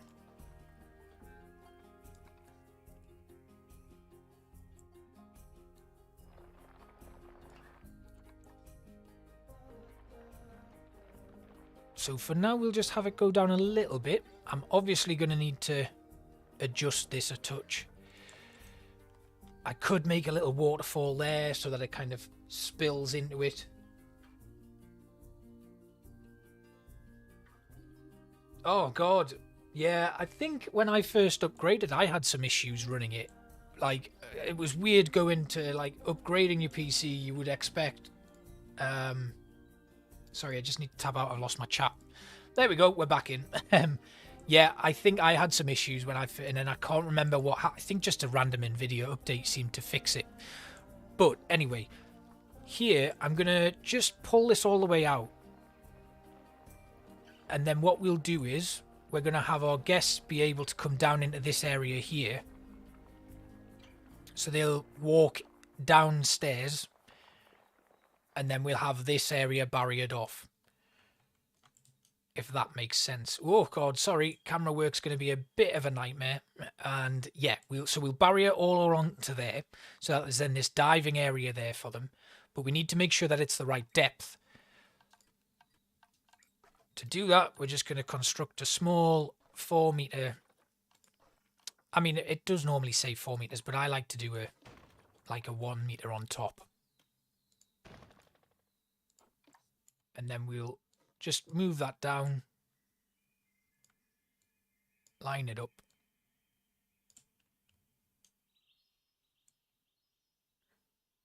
Yeah, give a re-download a go. That might actually do it.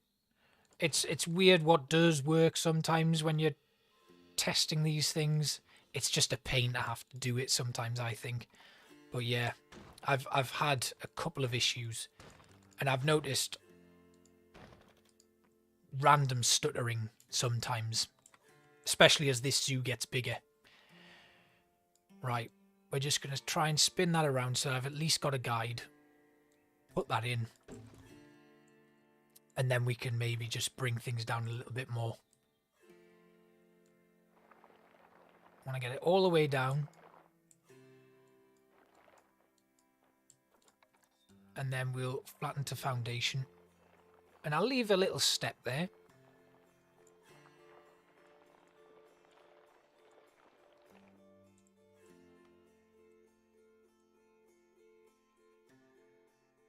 Yeah, okay, that's good. Ah, Mischief, welcome. Good to see you again. We'll pull this all the way along to here, get that flattened up so that it kind of meets up again. And then bring in our smooth tool to smooth it all off. Get it nice and flat.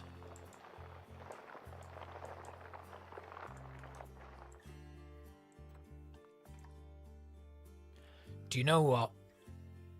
I think this should just come back a little bit to like here.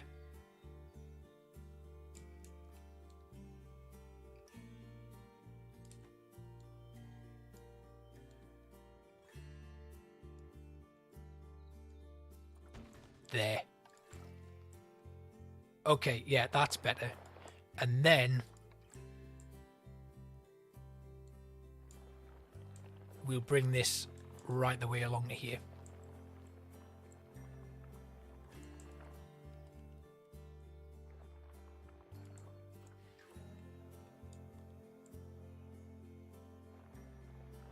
And then we'll just make a couple of like flatter sections.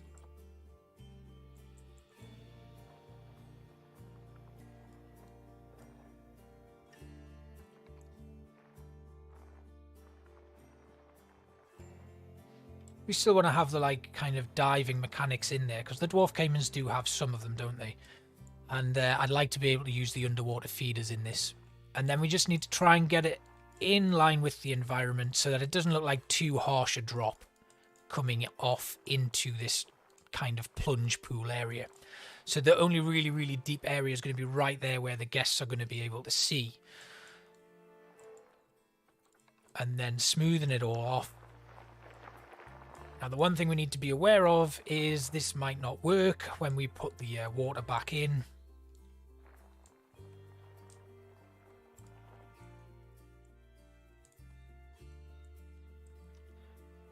But that doesn't look too bad. Now, let's get a nice thick glass barrier in.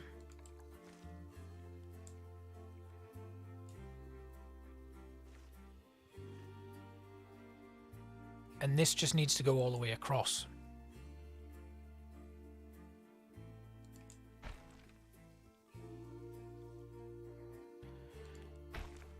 Now this is usually where things start to go wrong for me.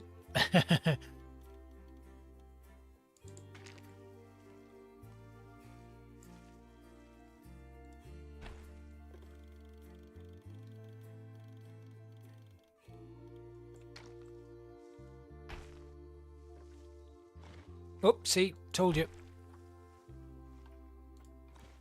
I hope you're enjoying the concentration faces that are happening right now. They are a thing. They happen very regularly, and you get to see them on stream, but not in a traditional video. So let's get some rough water in. So you can see here, we're getting obstructed. And that is more than likely because of these barriers that we've just put in. And it means that the poor capybaras don't have any water right now. So I think it might be to do with this section here. Let's just bring things up a touch and see if that gives us the freedom we need to fix this.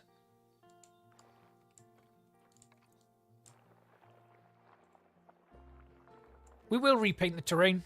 I just need to try and get everything. Yeah, so there's obstruction happening somewhere. And I do think it's to do with the barriers that we've put in. Right, let's try this again.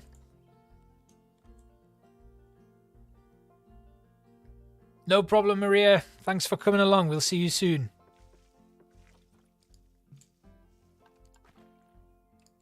Right, let's get rid of that. And we'll try this again.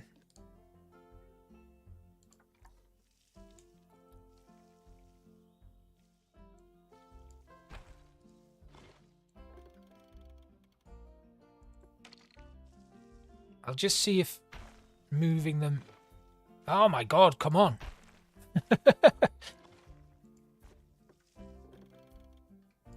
Right, now. Let's see if this gives us any luck. I had a valid there. I think I know what it is. I think it's just the fact that this isn't going to work with just having the barrier drawn across. It needs to be complete. So what we'll do then is we'll edit this barrier and we'll have null barrier. And we'll just drag it all the way along to here. And then have it line up with there. And then we'll do the same here.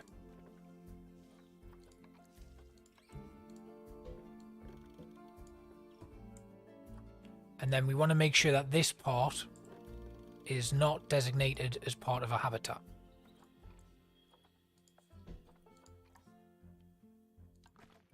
Is this going to work? No, it's still not giving me a valid.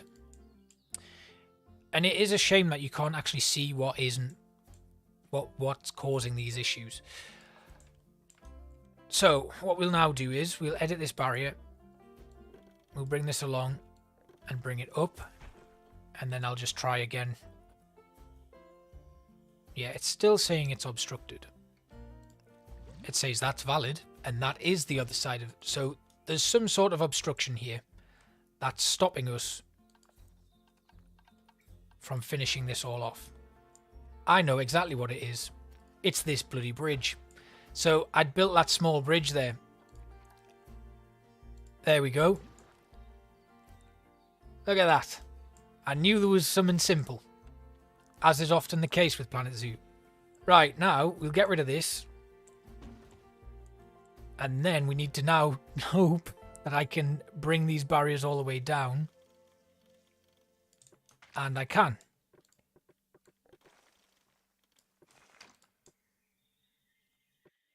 So we want these ones as level as possible.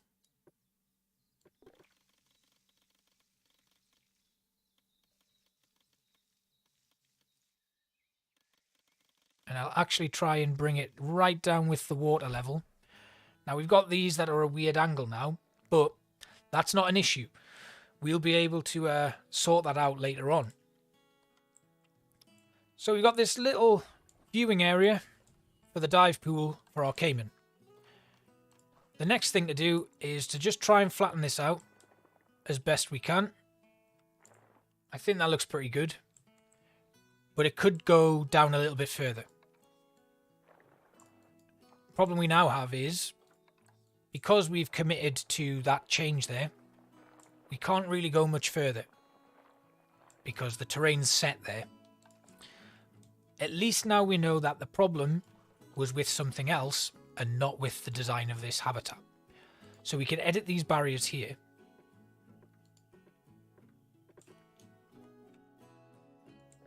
And what I'm going to do is I'm just going to remove them for now. Then we'll work on the terrain.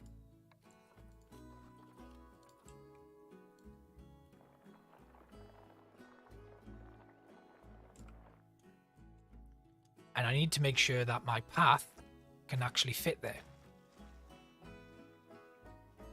So that's where I want the path to be. We're going to ask the game to flatten the terrain.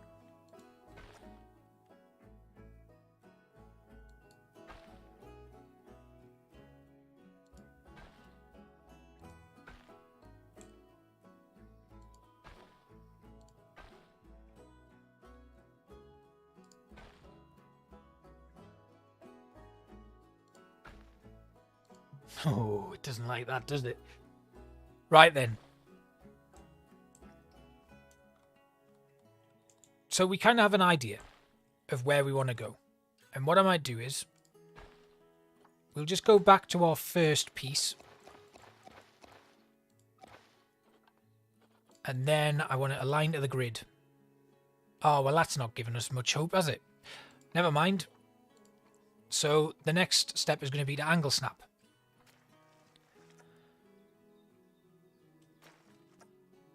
Angle snap doesn't help us either. They're one of the more difficult ones, I think, underwater viewing areas. I think they can be an absolute pain.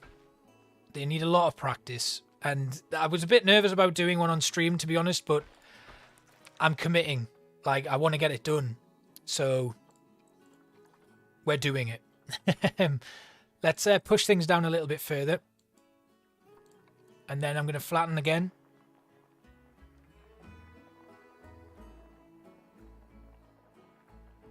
And this is only going to be a small underwater viewing area, so there's not actually going to be a great deal of space here for guests, but I think we need it.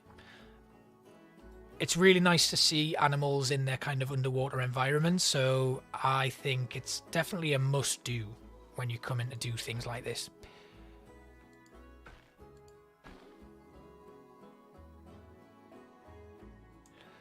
There is, but if you start your path on a weird angle, like I have, it's never going to be perfect.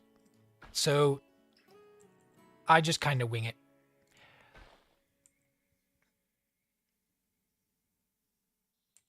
I think if you hold T, it does it. But it's okay. We're going to pop tunneling on here. And then we're going to turn tunneling off. And now that should flatten the terrain. That's that side done. And then we'll do the same here. I'll go one step further, I think.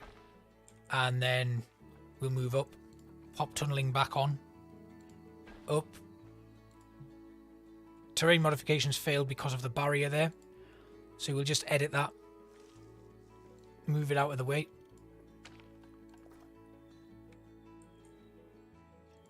Oh no, it's failed again. Why are you failing me? Okay. We'll leave the barrier there. We're going to have to put a slight curve on this path, I think. We'll turn tunneling off because I don't want the curve to interfere with things too much. Then we'll pop tunneling back on.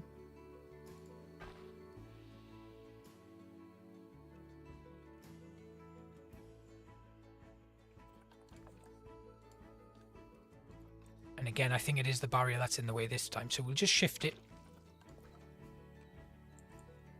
There we go. Right, now, 90-degree angle. Bring it out of there. Drop it down, but then again, we turn tunneling off. Flatten terrain on.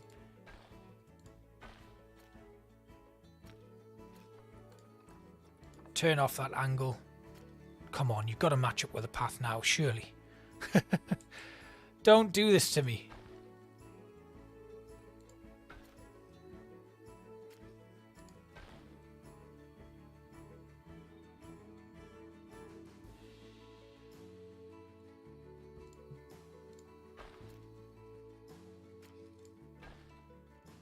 Oh, they really don't like each other, do they?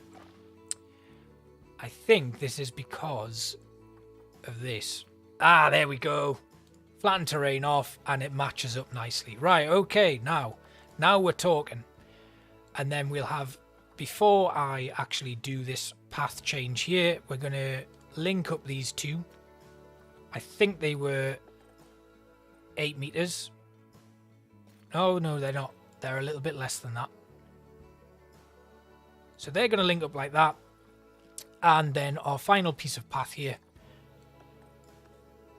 for our guests is just going to... Oh, honestly, I hate the pathing in this game so much sometimes. It's just... It gets to the point where kind of when you get something in, doesn't matter how janky it is, you're just happy that it's done and you just want it to be over with. That's how I feel about it sometimes anyway. Right, we'll flatten this to foundation and bring it all the way back to there. So we still have that little bit of deep water diving for them. And then we'll get our smooth tool and just smooth this all back. Like you can see, I'm doing a lot where it's kind of, I'm making an adjustment and then immediately changing it back with the smooth tool. But that's just how I work. I don't mind if things kind of get brought back to how they were. But yeah, honestly, the one thing from Planet Coaster it would have been nice for Frontier to change would have been pathing systems. Because they were a nightmare in that, and they're still a nightmare. So there's not really much we can do. We just kind of have to cope, don't we? Unfortunately. Alright, I think that looks nice. That's really good. Now, let's get our water back in.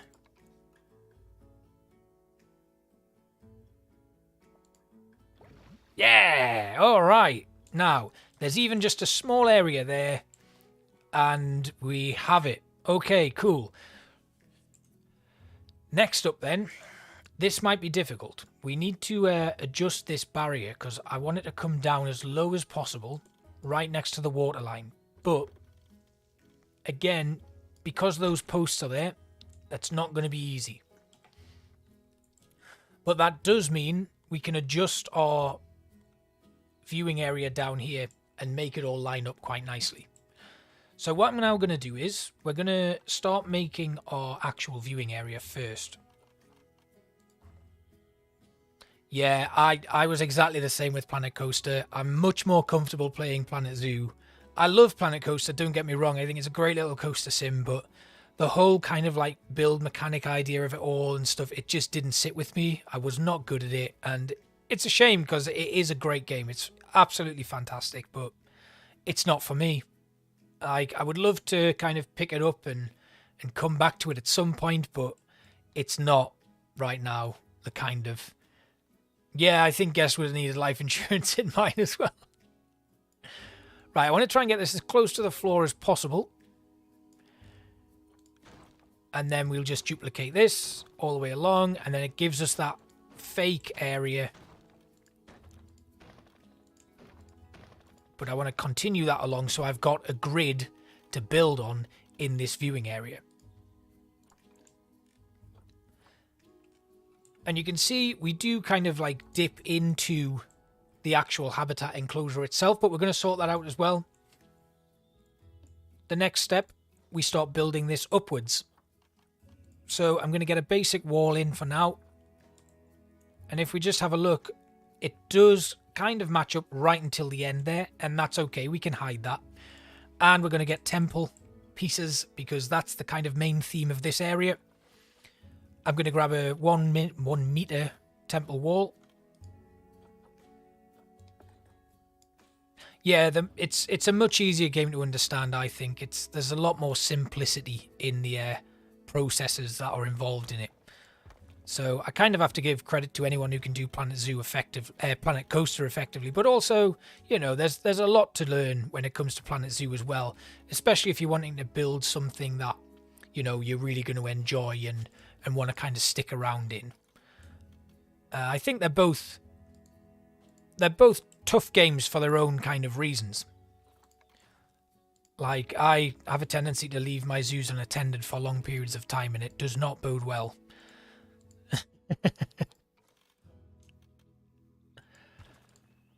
The last kind of thing that I did that went really wrong actually happened on stream, my first Planet Zoo stream. I was testing waterfall builds for the capybara, and all of my raccoons escaped, which was fun.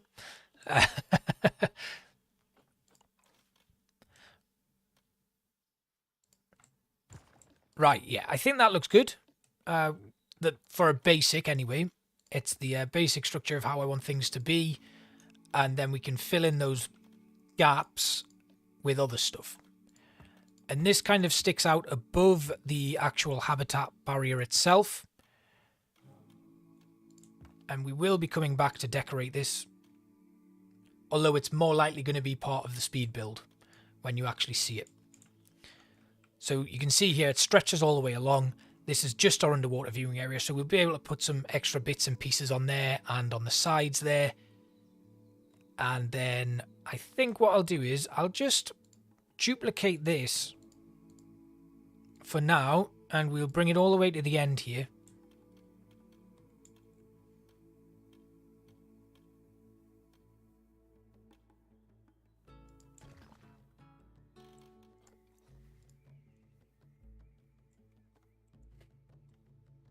And it might well be that we can actually... I'm just going to edit these. We're going to move them.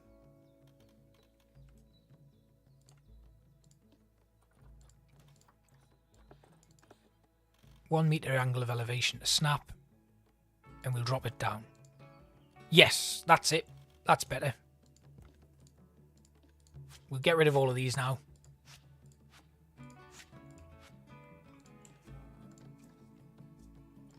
Now this isn't necessarily going to stay. It's just giving me a guide for this viewing area. Because it's going to have to kind of stay open. That's no problem. Feel free to leave whenever you want. I'm very grateful that you've stuck around for a good few hours. I wasn't expecting to stream 2 Point Campus for that long, and it's kind of eaten into Planet Zoo time. But I'm going to probably stick around for another half hour, 45 minutes of Planet Zoo, and then I'll be heading off to bed because I've got to go to work tomorrow, which I wish I didn't have to, but, you know, we all have to at some point. And what am I looking at here? Right, so this downstairs area here. I'm going to bring in my temple stone walls. And we're going to have them kind of just go across here.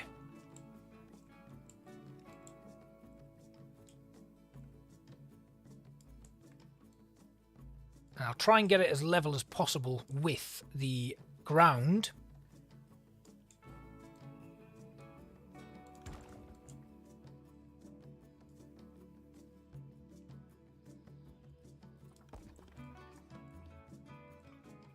And then we'll start pulling it all the way in.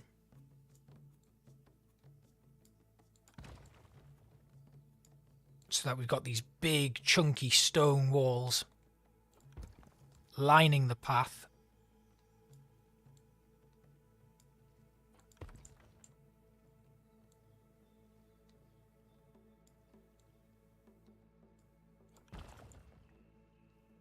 Right the way across.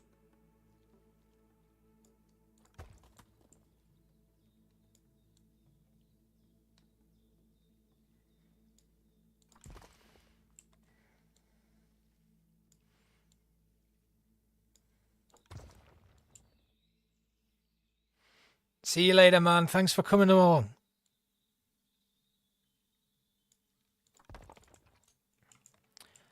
Okay, so this is a little bit of an issue here because of the way the path ended up having to curve. So I'm just going to try and rotate it a little bit.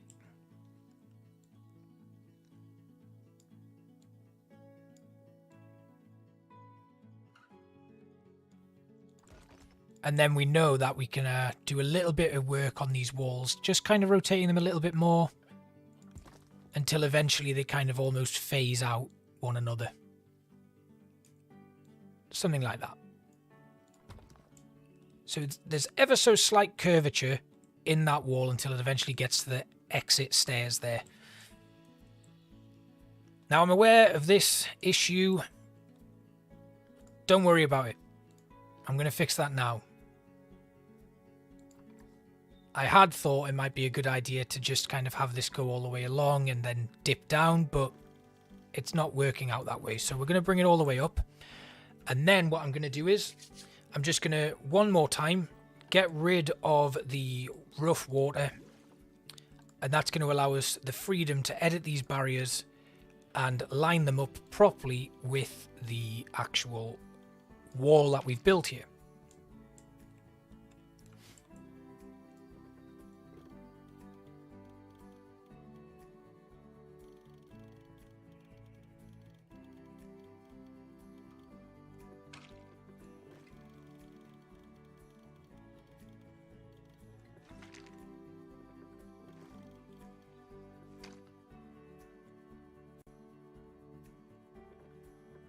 And I'm going to add an extra one in here. And then we'll just adjust it. Not too high, but I want it to kind of come along to here.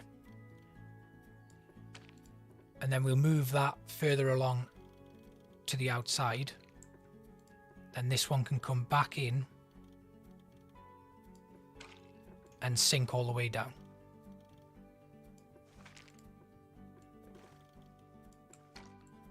Then we'll go to the other side, and then you see these areas here where it's kind of overlapping. We'll cover all of that with like rocks and stuff, and it'll be a much better build.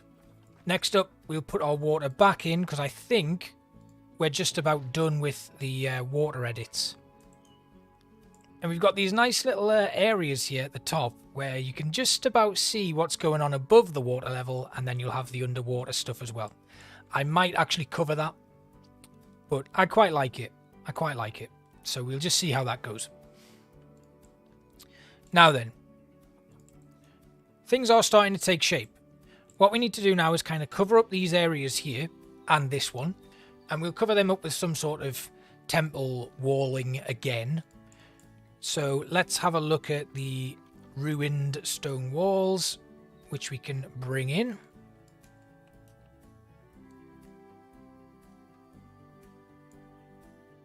And what I quite like to do maybe is, so we'll probably get rid of that because that's not going to have a purpose in the build when we finish it.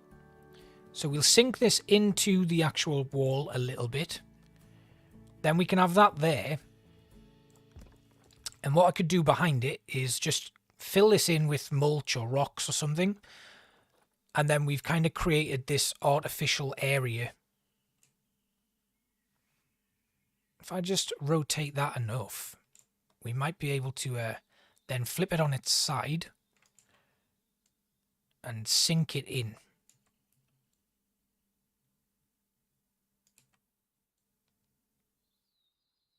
Like that. And then all the way along. Obviously, this doesn't look good. This doesn't work. So we'll have to figure something else out. But that first bit there. So what we can make it look like is like an old ruin of some description. And I wonder if I can actually, rather than have that rotated like that, rotate it all the way around. So that it kind of creates like a flat platform. And as long as it doesn't kind of stick out too much into the main water area, we can completely close off this section of the build like that. And then even have a little bit sticking out there, so it looks a little bit more of a ruined structure. Then we'll rotate that all the way up again. It's on a bit of an angle, but there we go. And then we'll drop that down so that it's hidden there. And then maybe we can just rotate it all the way around so that it sits a bit more flush with the back wall. All right, yeah, that's cool. And then here we're going to fill all of this in, so that'll be something that we deal with. For now, I want to get the interior kind of guest walkway designed properly. And I think that looks pretty good. Obviously here we need to get rid of this because that doesn't fit. And it's one less viewing area for guests. We're going to put in a 1 meter grid height. Bring that all the way down. Nice. Okay, so we've got 3 kind of definite viewing sections there. The rest are going to be completely covered. And then we'll do very much the same there. We'll make a nice little stone kind of covering. Thank you. That one did, you know, they don't always work. I do try, and they don't always work. What I might do, though, is carry on this flat platform all the way along. But make it a bit more sunken. As if this whole thing has kind of crumbled at some point. And that's going to then allow me to kind of block up this area.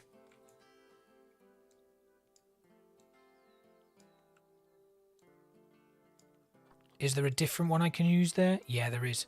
Okay, so we'll get rid of that one. And then I'll duplicate this one, but we'll change it to a different pattern.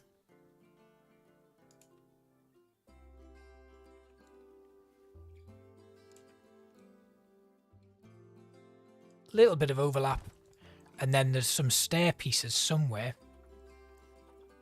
If I just put them in.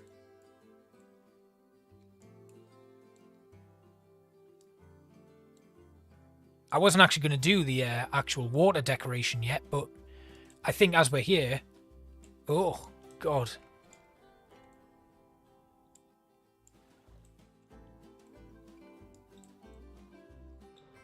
Yeah, I think this works. And then there should be another staircase somewhere. There we have it. And we can sink that all the way in. And then this final one is a more complete section, which we'll turn around. Push that in. No, it doesn't fit very well, does it? Well, we'll just grab this first section again. Bring that across so it kind of doubles in length. And then we'll duplicate all of those pieces. Pull them out a touch. Sink them down.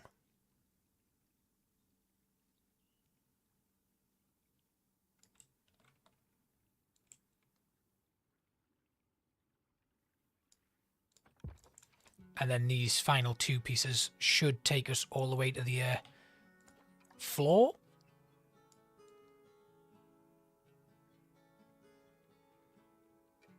Not quite, but almost. In fact, I think what I'm going to do is I'm going to sink them back a little bit.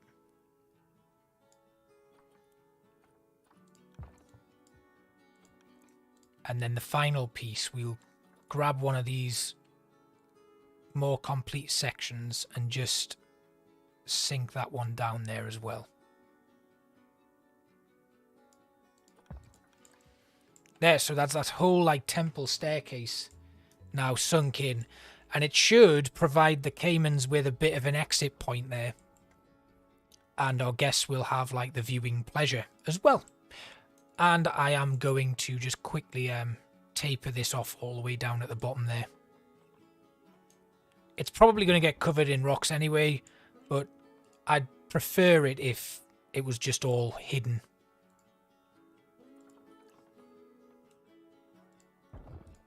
To begin with, and then we don't have to worry about that.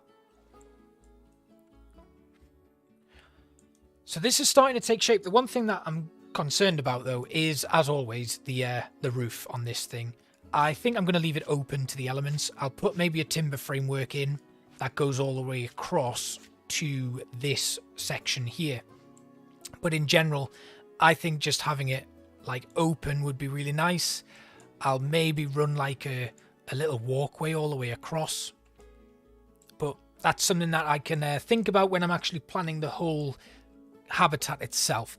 Like I say, I kind of want to get this done and then maybe the barriers as well, because we're going to need to make some adjustments, as you'll see when I just highlight my barriers again, because at the moment the guests are walking right into the habitat itself. We just have a look at the barrier there. You can see right here, guests are going to be straight in that habitat. So it needs to kind of come along a little bit more. We don't want the Caimans snapping at anyone's ankles, do we? I mean, it depends. If your worst enemy's coming in, maybe we do want them to snap it. Right. We'll run that to there, I guess.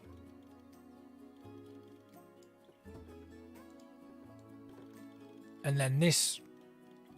So actually what it's going to end up doing is we're going to really be kind of merging it with this null barrier, because I want the barrier to continue along to here, and then it will end up matching with that.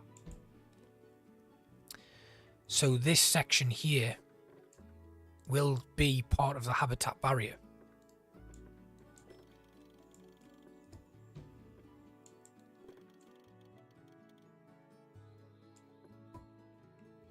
As will here.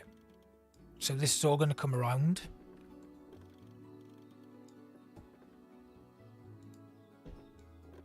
That's going to link up. Yeah, that works. And then we'll match that up to there. So this now actually does become part of the animal's barrier. Hi, Pandy. Welcome. Don't worry about being late. This was not fully planned, I guess. So, yeah, we want to make all of this a habitat perimeter now. And then this section here, yeah, there's just a couple of adjustments that we need to make.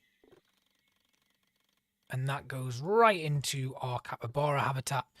Right, there we go. Now we got it. All of this then comes around, circle it all the way around, right up to here. And then we just need to make sure I'm going to unmark habitat perimeter and then mark habitat perimeter. That did invalidate my last one, but it's automatically validated it again, I hope.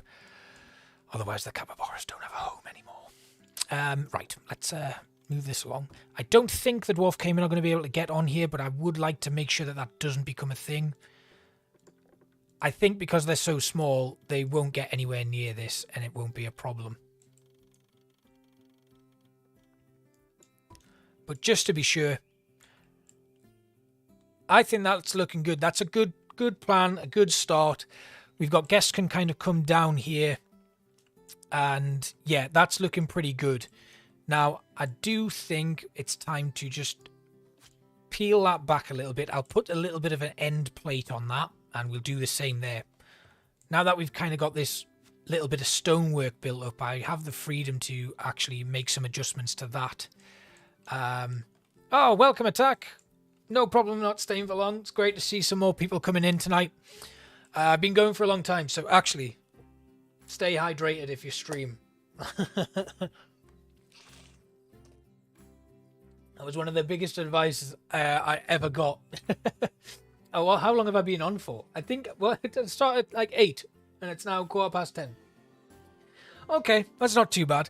Right, back into here. We are now going to continue on with this stonework. And all I'm going to do is duplicate what I've done on this side and then pop it straight across. Yeah, we go. Oh, Pandy, let me just quickly show you, just while I'm thinking about things. So, originally, Dwarf Caiman wasn't going to have this, but you might remember this kind of just trickled off into a smaller stream. It's now going to, like, dip down into a much deeper underwater viewing pool for the Dwarf Caiman. So we've got this kind of like sunken temple thing going on where guests are going to be able to come into this area, go downstairs and see the Dwarf Caiman diving. Hopefully we'll get the underwater feeders in there. And then the main path is just going to continue on past it. But I also want it to kind of loop in so that they can see the kind of basking areas. There's going to be one there that they're going to be able to look at as they come round here. And then all the way along here. So they've got a very, very wide view on this habitat. They're going to be able to see quite a lot, which is really good. I'm really looking forward to kind of implementing that. But for now, we're just kind of working on this underwater viewing area here. I want to make sure that this is right before we move on. And obviously, dealing with the barriers and stuff isn't fun, but we'll work that out. So let's put this in.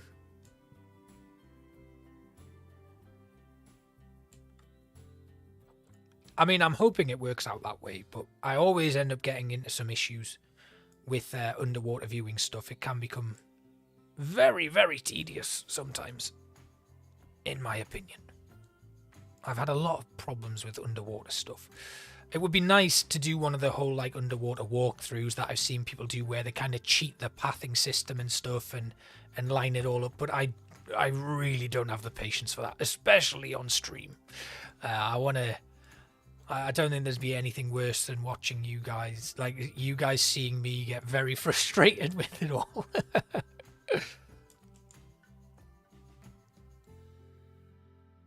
Right, let's just pull that in. There we go. And then that can kind of come down. Where's that little window one? I really like this piece. It's one of my favourites. But I don't want to have it stick out too much into there. We'll put that there. And it kind of looks like something's... No, I don't like that. I know what we'll do, though. We'll flip that all the way around.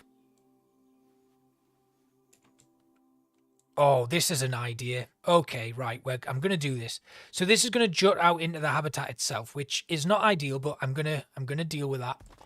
We're going to deal with that another time. Now, what I want to do is just duplicate this, but we're going to put in the flat piece here. Pull that across so that it lines up perfectly. Maybe like there. Then we'll get a flat texture. And again, we'll layer that on top so it looks more like a stone roof section.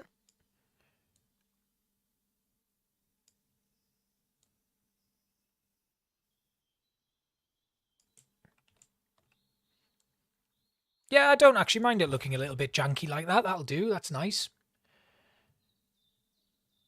Yeah. Oh, have they fixed them? I did not know that. Well, that's good. It saves me actually attempting to do the damn thing, so that's good. Right, and then here, we're going to just grab a little temple stone support beam, one of the thicker ones, if I can, please, game. Thank you. That one. Or is that one a bit thicker? No, that one. Then we'll put that in. Stick that at the back. Bring it up. Smaller one underneath. Ah! Textures. No. Okay, what about this bigger one then? Yeah, that one does work. So I'll pop that down there a second. And then we'll just get rid of that and then bring that whole segment back up. And then we'll get ourselves a little torch. Where are you? Come on. You know the one I'm looking for. Well, you probably weren't expecting the Twilight one, but I just saw that and thought that's going to look much better in there.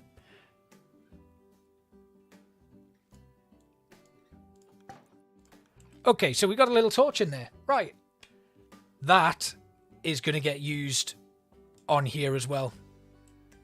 That'll give us some nice little mood lighting down there. And actually, we could do that on the opposite side. Although, no, I'm not going to do it on the opposite side. We're going to leave that as it is. And then we can put in some little, like, ivy or something creeping up through that. And I think that'll look really cool. I'm just going to... Oh, please ignore this. By the way, this multiple habitats or exhibit problems and stuff. It's actually the rest of these things here that have gone to pot. All of the barriers here have broken because I just mapped them out. And then while I was building that... This is another one of the things that happened while I was building the waterfall when all of those raccoons escaped. All of the barriers there that I'd mapped out for this zoo broke. So that was a nightmare too. But I'm going to fix that off cam while I'm finishing this build off. We'll get that sorted. And it should mean next time I have far fewer warnings popping up that the zoo has fallen into a state of disrepair. I'm not going to lie, it kind of has. So, but it shouldn't be that bad. Right, this one, we can take that out. I guess we can take that out. And then we'll just duplicate this bit. And then rotate that around. And that does kind of fit in there. In fact, it fits in perfectly. What am I talking about? Right, okay, that can go like that. And then we'll grab that back plate and the attached torch. Rotate the whole thing around and then just slot it into place.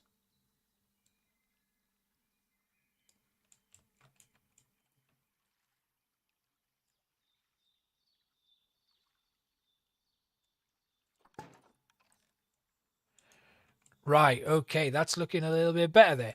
Now then, we are going to need to do some... So I want this to be left open. I don't want it to be covered. I don't want a roof on it or anything. But it means that these areas here are looking a little bit like they're just sticking out for no apparent reason. And I don't know if I can actually lower the barrier any further. So let's just have a look. If I can I remove this one? No, it disrupts the water placement. Okay. Let's have a little bit of a practice and see if I can take this down any further. I really don't think I can because of the kind of way that the heights of those original pieces are. And it looks like it's not letting me do anything. Yeah, the game does not want me to play around with this barrier for some strange reason. Right, let's see. Can I bring this down further? I can a little bit, actually. And if that is enough, what I can do is just put a slight trim on the... right across the top to cover up these ungodly sights. I think that's the option. Whoa, hang on. Don't... My barrier systems seem to have gone a little bit haywire tonight. They're not playing ball at all.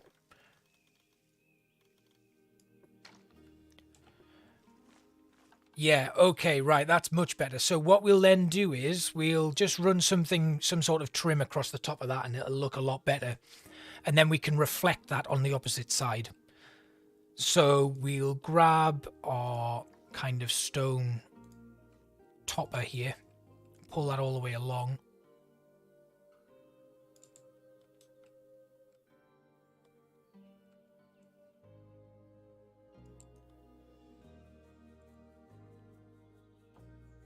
Sink it down a touch, maybe? Yeah.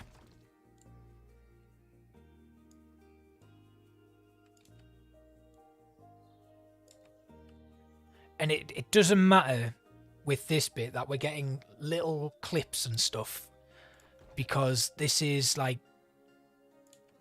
stonework that is crumbling away after like a long period of use and stuff, and it's kind of leaning into that whole repurposed material thing that we've got going in this zoo. And we can then make it look overgrown and have stuff kind of coming out of the top of it, like snarling roots and stuff. We want to bring back those strangler fig roots and things. And then we'll come in with some Arctic wood. And we'll use those Arctic wood beams like we always do. Problem we're going to have here is they are on a ridiculous angle. So what I might need to do is we'll just come out of that and we'll build a brand new timber frame.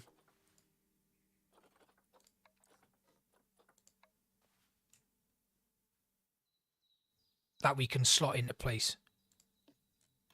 Unless it's going to allow us to...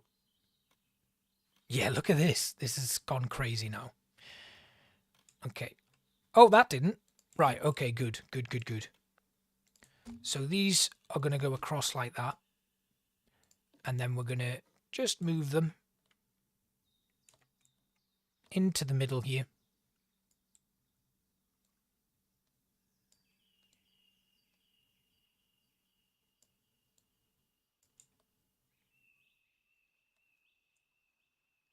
I'm going to sink these ones into the ground. To there. Then the second section is going to go all the way up. Then I'm going to highlight the originals. We're going to sink them in. And I'm also going to grab these two here. Bring them... Oh, this old thing. I hate this. The XY axis stuff. Yeah, exactly. When in doubt, snap to tiles. It's my favourite thing to do. There. That goes in there and covers up that original barrier quite nicely, actually. Then we grab all of these.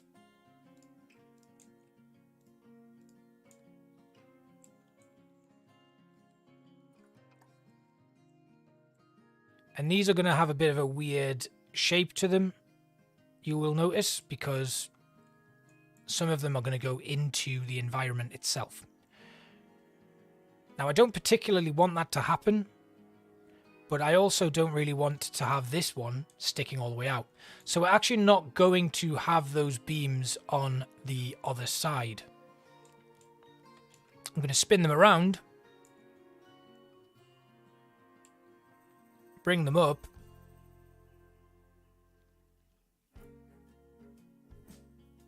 and then that'll give us a little bit of an element of support to the whole structure. And we'll also grab just one of them, spin it all the way around, and then we'll have this one going all the way across.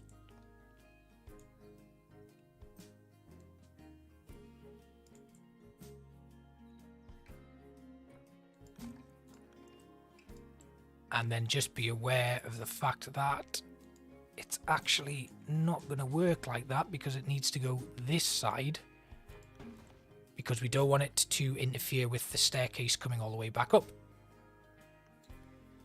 Push that across, and then there's at least some element of a supporting structure to the underwater area.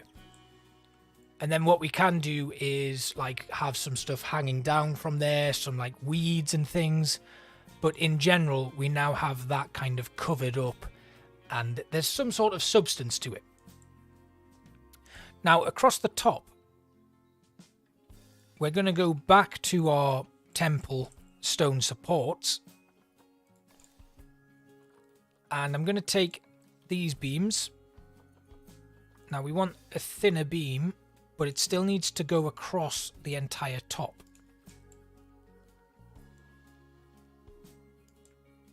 And also needs to be thick enough to hide that.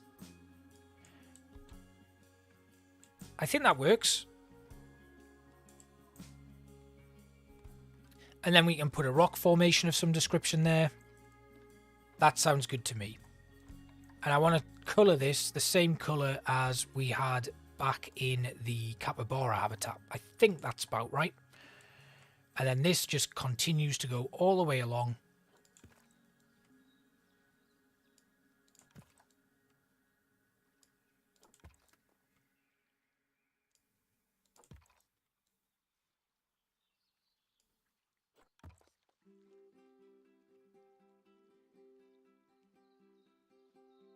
And again, we can have a little rock formation there just to hide the last bits. Then I'm going to duplicate this. We're going to bring this all the way across here so that it's kind of there. We're going to sink it down a little bit.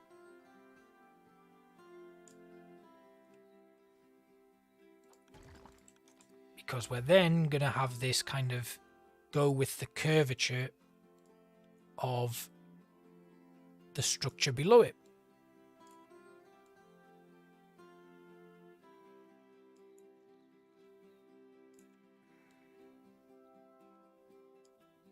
So it's only slight, and then the last one has a little bit more of a curve to it. But the problem we have is... you saw that. That's the problem we have. We're going to just do a little bit more of a rotation on those two end pieces and then bring it across. So it tapers off almost. Then we're going to highlight the whole section. I'm going to bring it back across to here so that I can get the height back.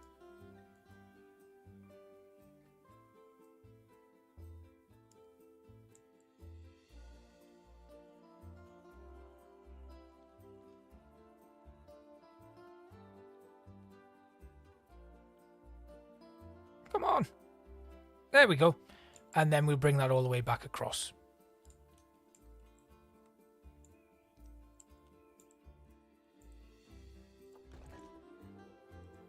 We'll then grab these pieces here. Pull that across to here. In fact, what we should be doing really is putting some sort of underside on here. So maybe that wasn't such a good idea because... yeah, that was a mistake. Although, no. Yeah. Yep. Please ignore me. I am going a little bit crazy. So, with this, what I want to do is... we have these stone temple walls here, but they are on the grid. The other pieces that we have over here are not on the grid, and we don't want them to be. I wonder what it would look like if, actually, rather than making something new, we did just use the pieces on the grid.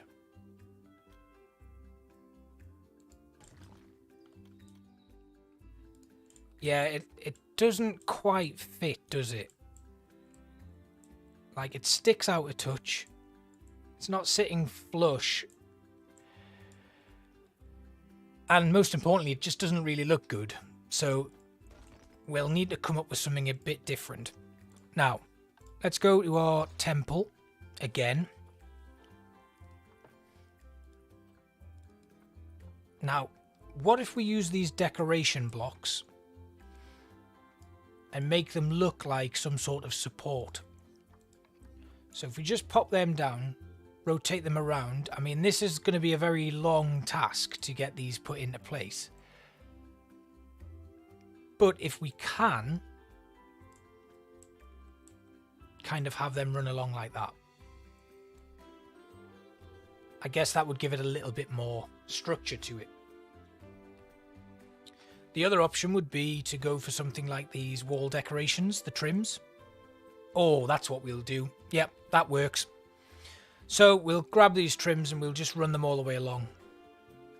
Try and get them like close together. In fact, we'll grab the one piece here.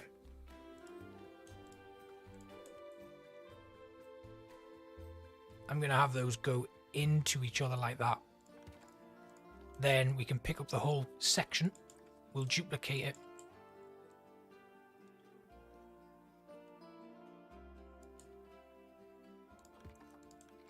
Have that as it is, and then we can just quickly duplicate it again, spin it all the way around,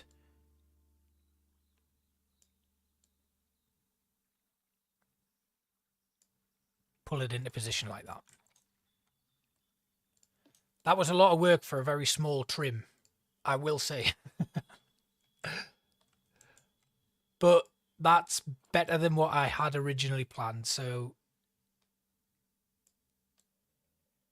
we'll take that as a victory.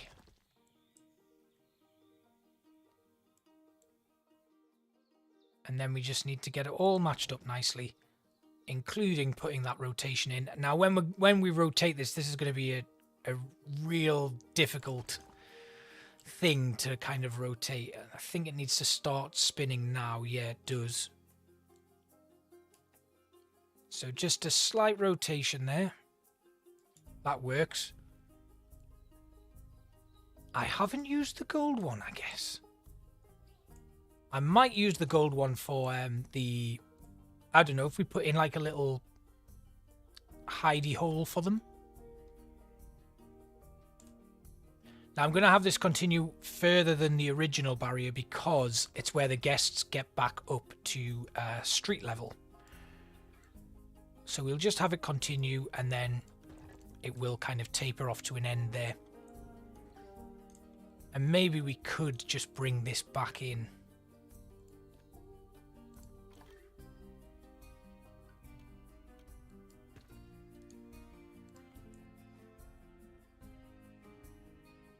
Yeah, I think we'll leave that section in there as well. And we can still put some rocks and stuff in there just to hide the barrier a little bit more. Okay, I think that works. That's pretty nice. We've got this little underwater section sorted, I would say, for now. I could put in a few extra bits and pieces there, but I think I'm going to put some Caiman statues on there. Let's find the Caiman statue.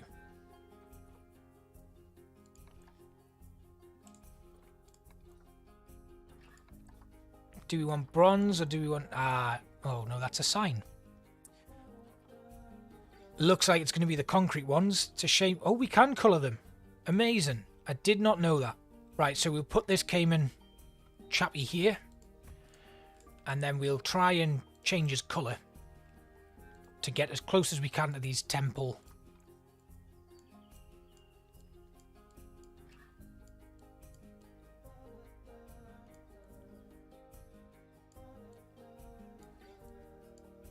Now they do have, is it like a yellowy colour to them or is it more of a brown?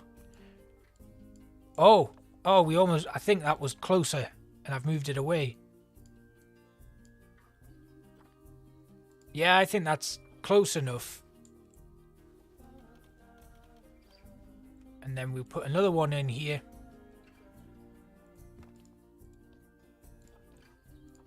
And we'll just apply the same colour.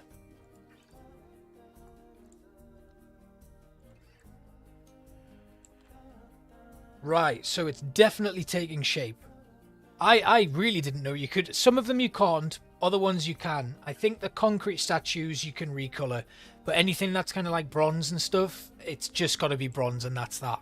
So I did not know you could color that. That was just a guess, a bit of guesswork, a bit of playing around, but you know, that's what it's all about really, isn't it, when you come in to do these sort of things. Right, so what we need to do now, we're going to need a backstage area. And we're going to need a barrier. What I'm going to do is build my barrier. In fact, what we can do is this one here can actually continue all the way to that side and that side. And this we can leave as kind of like an overgrown planter type thing. And then we'll have a proper barrier for the actual habitat itself going all the way around. So we'll go back into our edit mode and we will just continue this custom thing all the way along.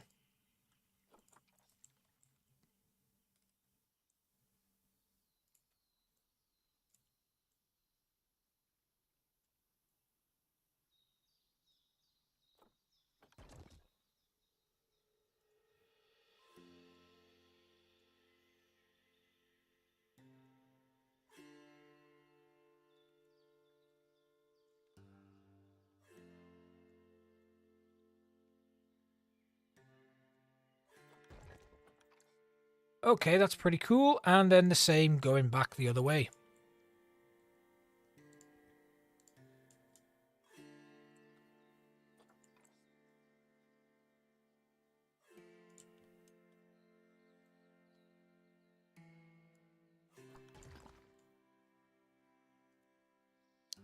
Now, obviously, it's like quite tight to the barriers in some sort of places where the path is.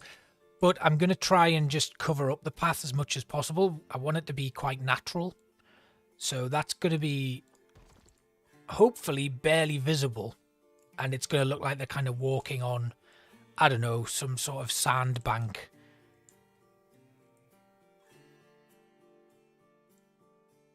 As they come round into this area here. Then we can put a couple of large stones there. Large stones on the other side. This will all end up being this overgrown area. You can see that it's a bit jagged, but we'll put mulch and stuff down and it'll look a lot better than it does right now. I'm pretty content with how that's looking right now. And yeah, I'm going to take a quick drink. And then we'll maybe do the barriers.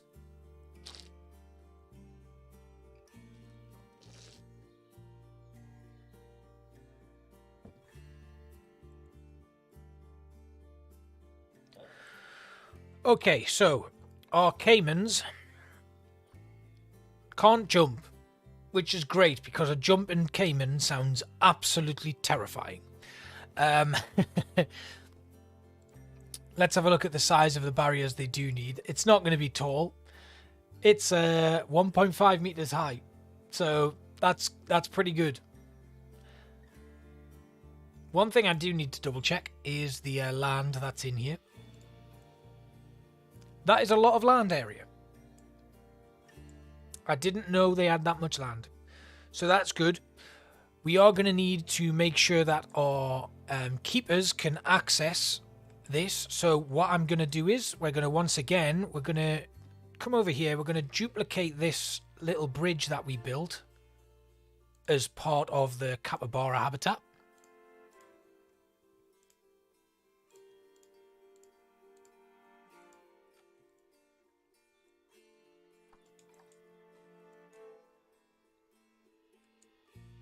And we're just going to spin that around. And it's hopefully going to sit very nicely in this little environment here.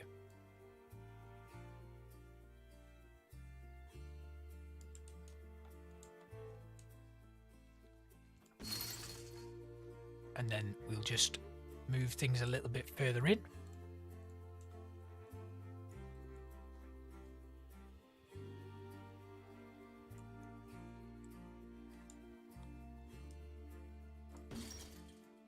And we also are going to need to make another one of these bridges because of the fact that... Oh, God, I forgot to... There's no siding there.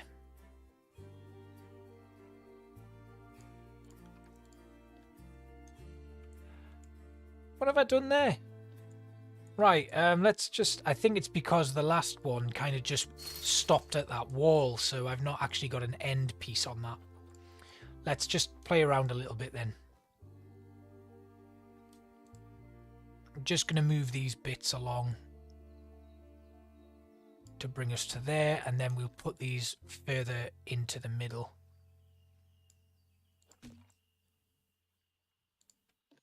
Then I can move the mesh further into the actual posts.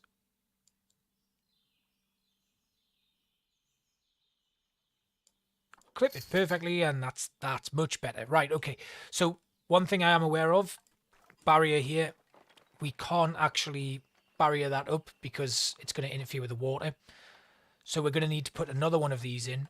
We don't need a bridge section though, so it's literally just going to be this little gateway type thing that we've got. And that's just going to stop the caimans swimming further down the channel. So what they're actually going to have is a shallow kind of stream here, and then the diving section.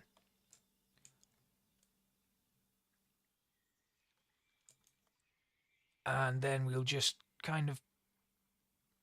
we want it to look fairly natural, so we can't have something like that. let's just... Oh, wait, yeah, if we can... If we just put it there...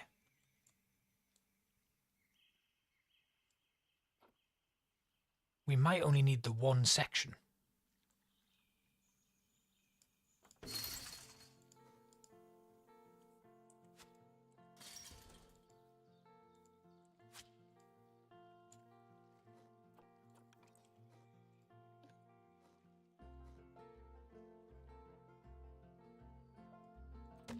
Yeah.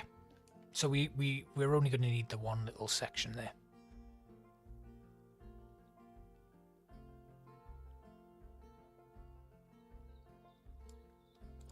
Does cause a little bit of an issue with mesh kind of kicking out the other side there.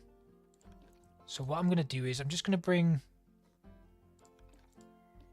this along to here and that one along to the end there. It's not quite how I like it. I like the wood to stick out a little bit, so we'll duplicate these, move them across so that there's a little bit of edge sticking out. And actually, we're going to have to move the whole structure across a little bit as well, because there's a tiny little bit of water escape there that we're going to need to avoid.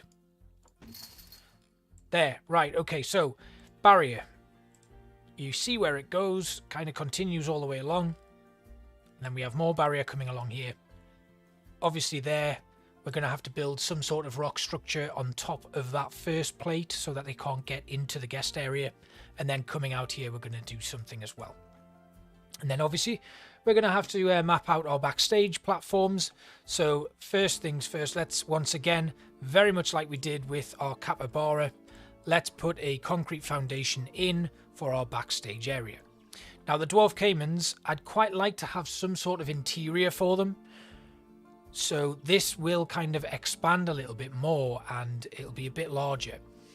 Because I'd quite like a little hatch for them to kind of come out of where they can have like a sleeping... There's only 2 of them, so we're only ever going to have 2 in here. So I think it'll be quite nice to have something a little bit more structured. So we'll take a 4-meter temple wall to begin with. No.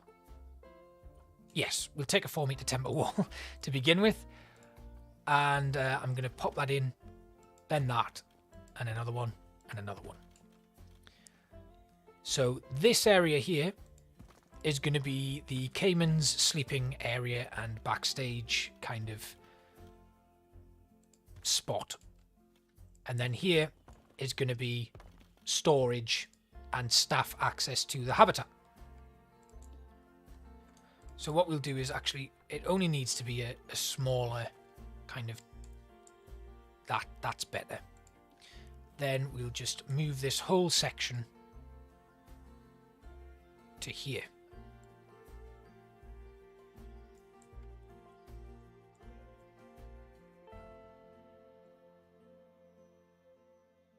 And if we go like that, maybe. No, it needs to be kind of flush there, I guess. Or there. Yeah, I think that works. And that means we're going to have to just adjust this barrier a little bit as well. So we'll edit our barrier. We're going to remove that there, and then we will add extra barrier on.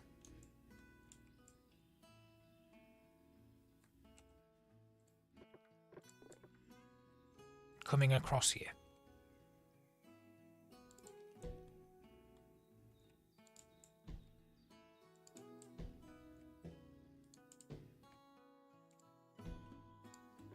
Now this needs to be moved. And then this one needs to just go right into the wall there.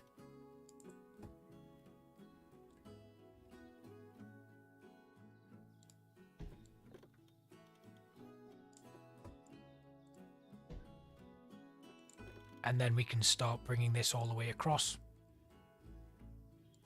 Out to here. And then further around. And that's it. So down here, we're just going to adjust these so they're as close to that doorway as possible. Not that far, though. There we go. And then we'll come away from that a second. I'm going to edit this. I'm going to pop a doorway in there. Go back to our barriers. And then a glass habitat gate goes in.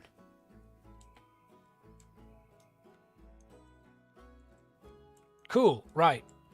So I think we might have some pathing issues there, though. But we can always adjust the exterior path so that our guests and staff have better access in here. Like, this area here is not actually completed, so it doesn't really matter. It's more important that we get the here and now done. But I am going to need to actually bring everything together. So we'll just make a new path here. Get rid of you. Just let me do my thing, please. And then it would link up somehow with this.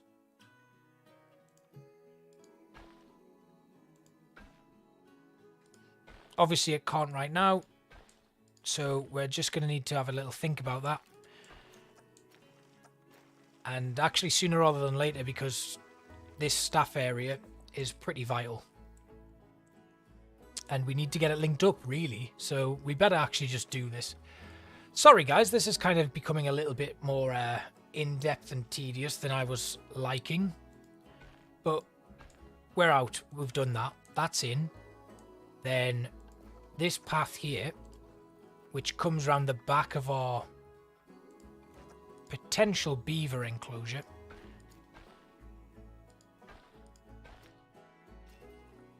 What kind of path size is that? That's a 5-meter path, okay. And you can see this is a broken barrier here, so we're going to just find this a second. I'm going to remove that. No, we'll put it back in. I'll grab it. I'm going to make them null barriers. For now. There we go. And then I can just... Oh, not that way. I can just adjust them. Make them a bit smaller. And when it comes to the beaver habitat, we're going to be making adjustments anyway, so it doesn't really matter.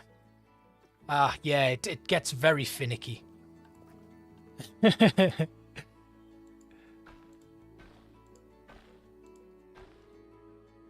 Right then, so that can come up, and we want to make sure that we set this to only a 1.5 meter rise, I think, and we'll have it at a 90-degree angle so that it can go up and then straight across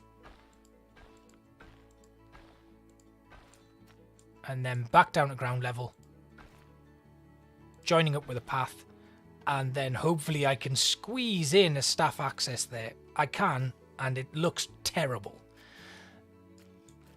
What if I have a staff bridge then?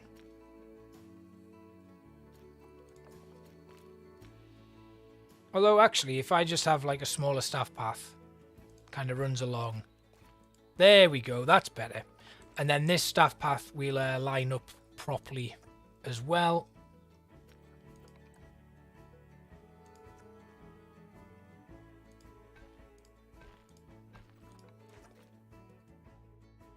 Like so.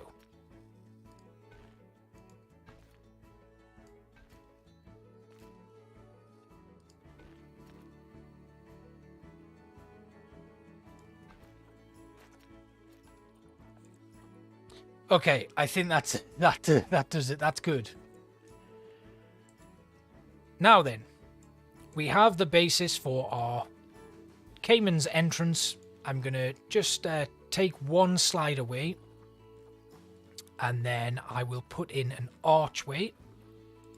We want just a squared arch. I'm actually going to put it on that middle piece.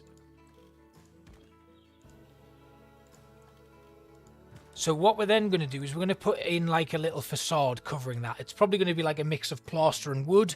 So it'll be like a little wood trim on the bottom, plaster all the way around the top, with a couple of little like viewing windows and stuff so that the staff can look through on their end and check on them.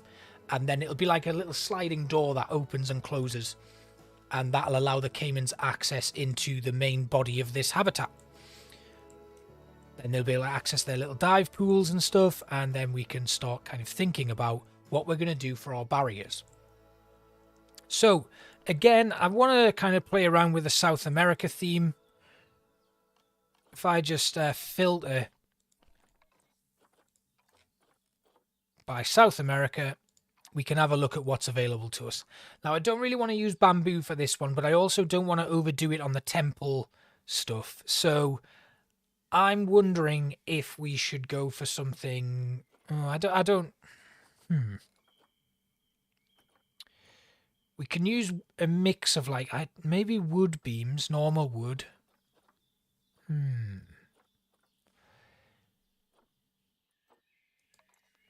See, there's not a great deal. I mean, these are the temple walls that come kind of like flat packed with things. And they're pretty cool. What about these windows? Can we create something with these? They look a little bit weak though, so like a caiman would definitely smash through those. So that's not going to work. These South American signs have always looked cool to me. I don't know if it's going to be able to, we're going to be able to like kind of make a little barrier out of them though. Can we?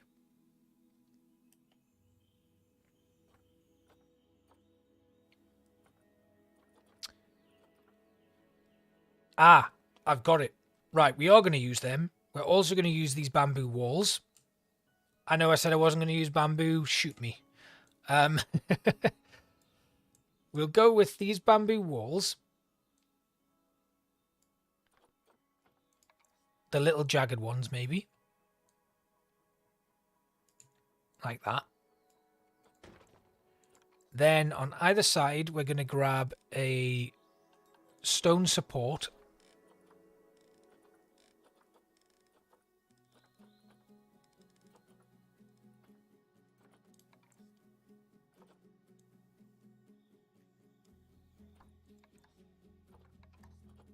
Just a small one. Where are you? Can I have a littler one? Oops. Doesn't look like there's a smaller one. Ah, this little square. We're going to need a bigger bamboo section though. Bear with me on this one. It might not even look very good. We're going to go with a slightly longer bamboo kind of thing there. And then we'll get that editable sign.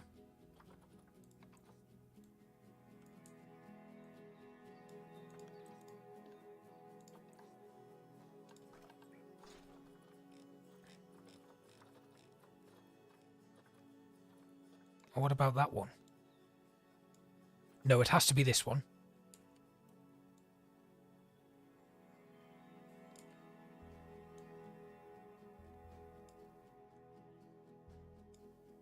And then sink it in. Is this going to be useful? I don't think it's going to work. Oh, wait. If we just kind of sink it in a little bit so that the bamboo forms a bit more of a backdrop. Or do we even need the bamboo? No, we don't. That's it. That's our fence. But there's going to be something else on it. I'm going to put something on top of this.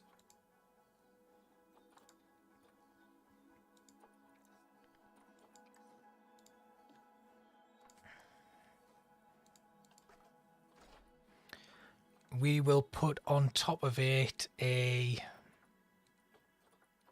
maybe one of these door panels, because not the door panel. They've got a hinge on it. The fence.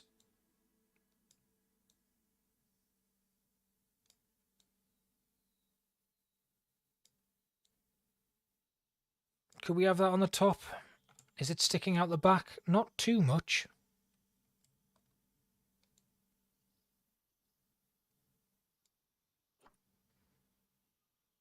What about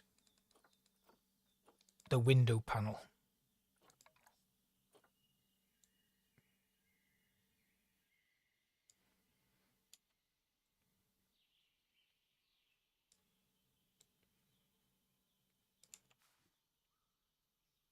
What the hell happened there? Oh, the rotation's messed up now. I'm starting to make silly key click decisions now. Panel, window panel. Oh, I forgot about these temple wall decoration panels. There's so many things that are now just kind of like jumping forward to me. Right, window panel large. There we go. Then we'll just rotate that all the way around. Drop it in a little bit.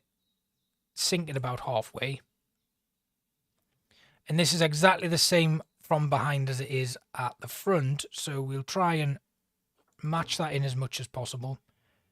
Get those merged together.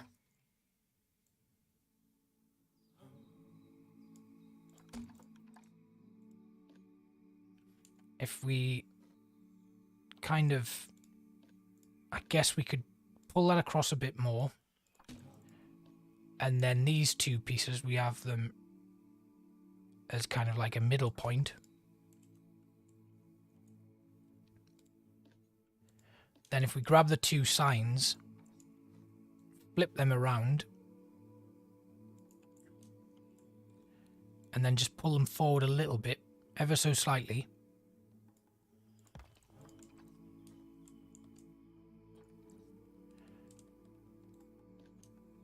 And then these are too chunky now, so we're gonna have to come up with something else for that.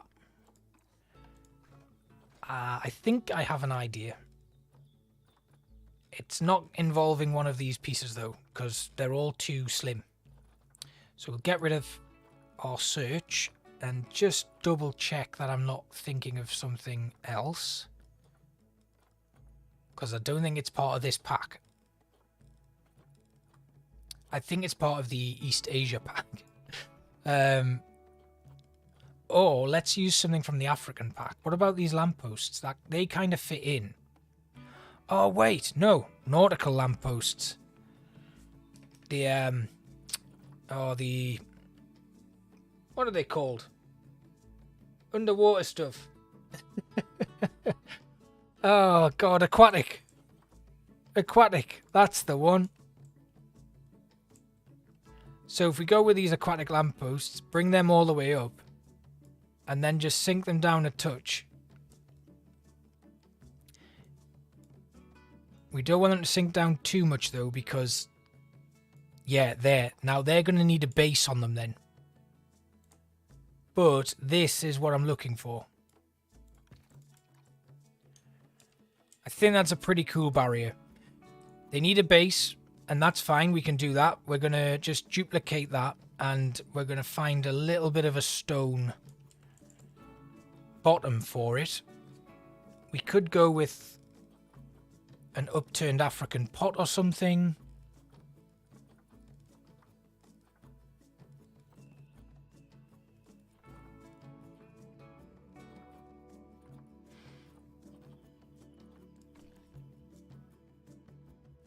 Conservation pots don't work. I think it'll have to be like a little square of some description. They're too big. Right. What are we looking for here? We just want a small stone. Like the elephant sculpture bases. I'm just looking at kind of like little, hopefully what can be quite small bases for them. That Indian stone, it's got to be square though, because the circles, the rounded edges don't work with it.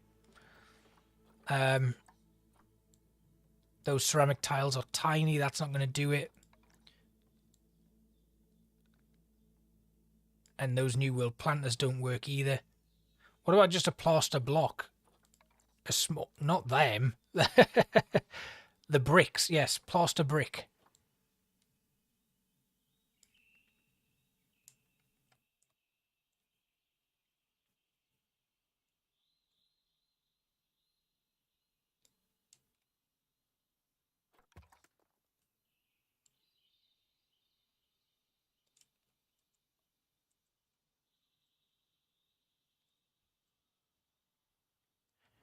I think that's a winner. We'll get rid of that one. And then we'll bring that one across. Yeah, that does work because it clips into the bottom bit enough for it to not be like not look like it's odd. Right, we're gonna have to change the color though. We need it to match this stonework a little better. It's such a shame there's not... Wait a minute, let's have a look. Let's just see if there's something from the South America pack. Because it's that crack in the stone that works really well for it. So we'll go back to the South America pack and we'll just see if there's a bit of stonework that fits.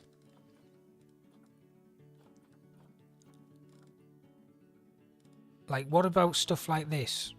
These smaller ruin pieces. Oh, wait, I think this might be the one.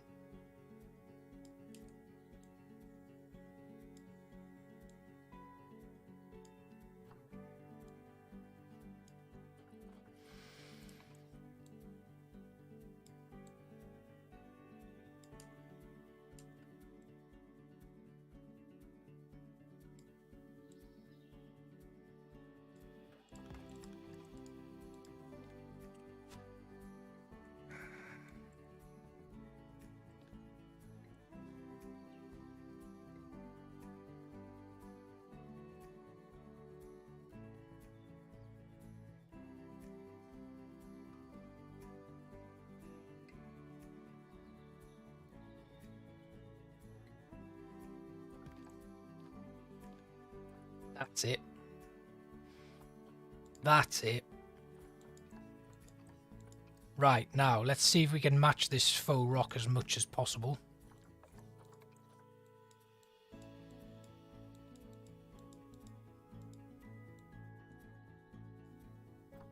That's pretty close.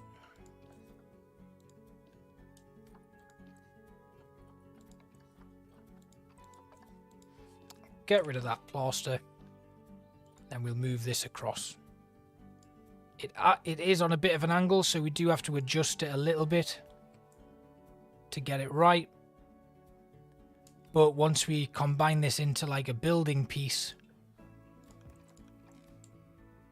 which we'll do now, it'll all be set.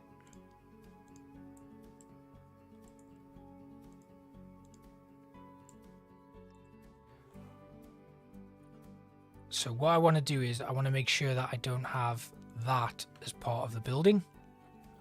Merge that scenery. Oh, no, wait. Yeah, we're going to have to just quickly duplicate this a second. And then edit it. Delete that light. There we go. Now we've got the build that we need. So then this will hopefully just sink into the opposite side. Like so. And then we can start building our barrier from there on. And it doesn't matter if there's a little bit of clipping there, because you're getting the feel of what we're looking for. And I think I'm pretty happy with that. And also, I think it's probably time to go. So I'm going to swap over to just chatting for a few minutes while we close out the stream. But you've seen what we've done so far. We've got that underwater viewing area ready to go, and we have our barriers in place. All right, let me just go over to here to close out. Thank you all for watching tonight. It's been great. It's been a long one. I hope you enjoyed it. It's been really fun hanging out tonight, and hopefully Saturday this one will be finished. Also, those of you who have seen the latest episode of Planet Zoo, thank you so much for watching. It has been the biggest view count that I've had in the first 48 hours of a video coming out, and it's been amazing to see that kind of grow. Smashed the last few videos out of the water, so thank you so much for watching. Thank you for watching tonight, guys. The VOD will be up at some point soon once YouTube's finished processing it. And so if you do want to kind of see some of the slower sort of build stuff going along together, you can come back and watch this if you missed anything. Other than that, speed build for this when we finish off this Caiman Habitat on Saturday, 7:30 usual time, and I'll be streaming maybe next week or maybe something else at the end of this week. So thanks for watching, guys, and I will see you next time.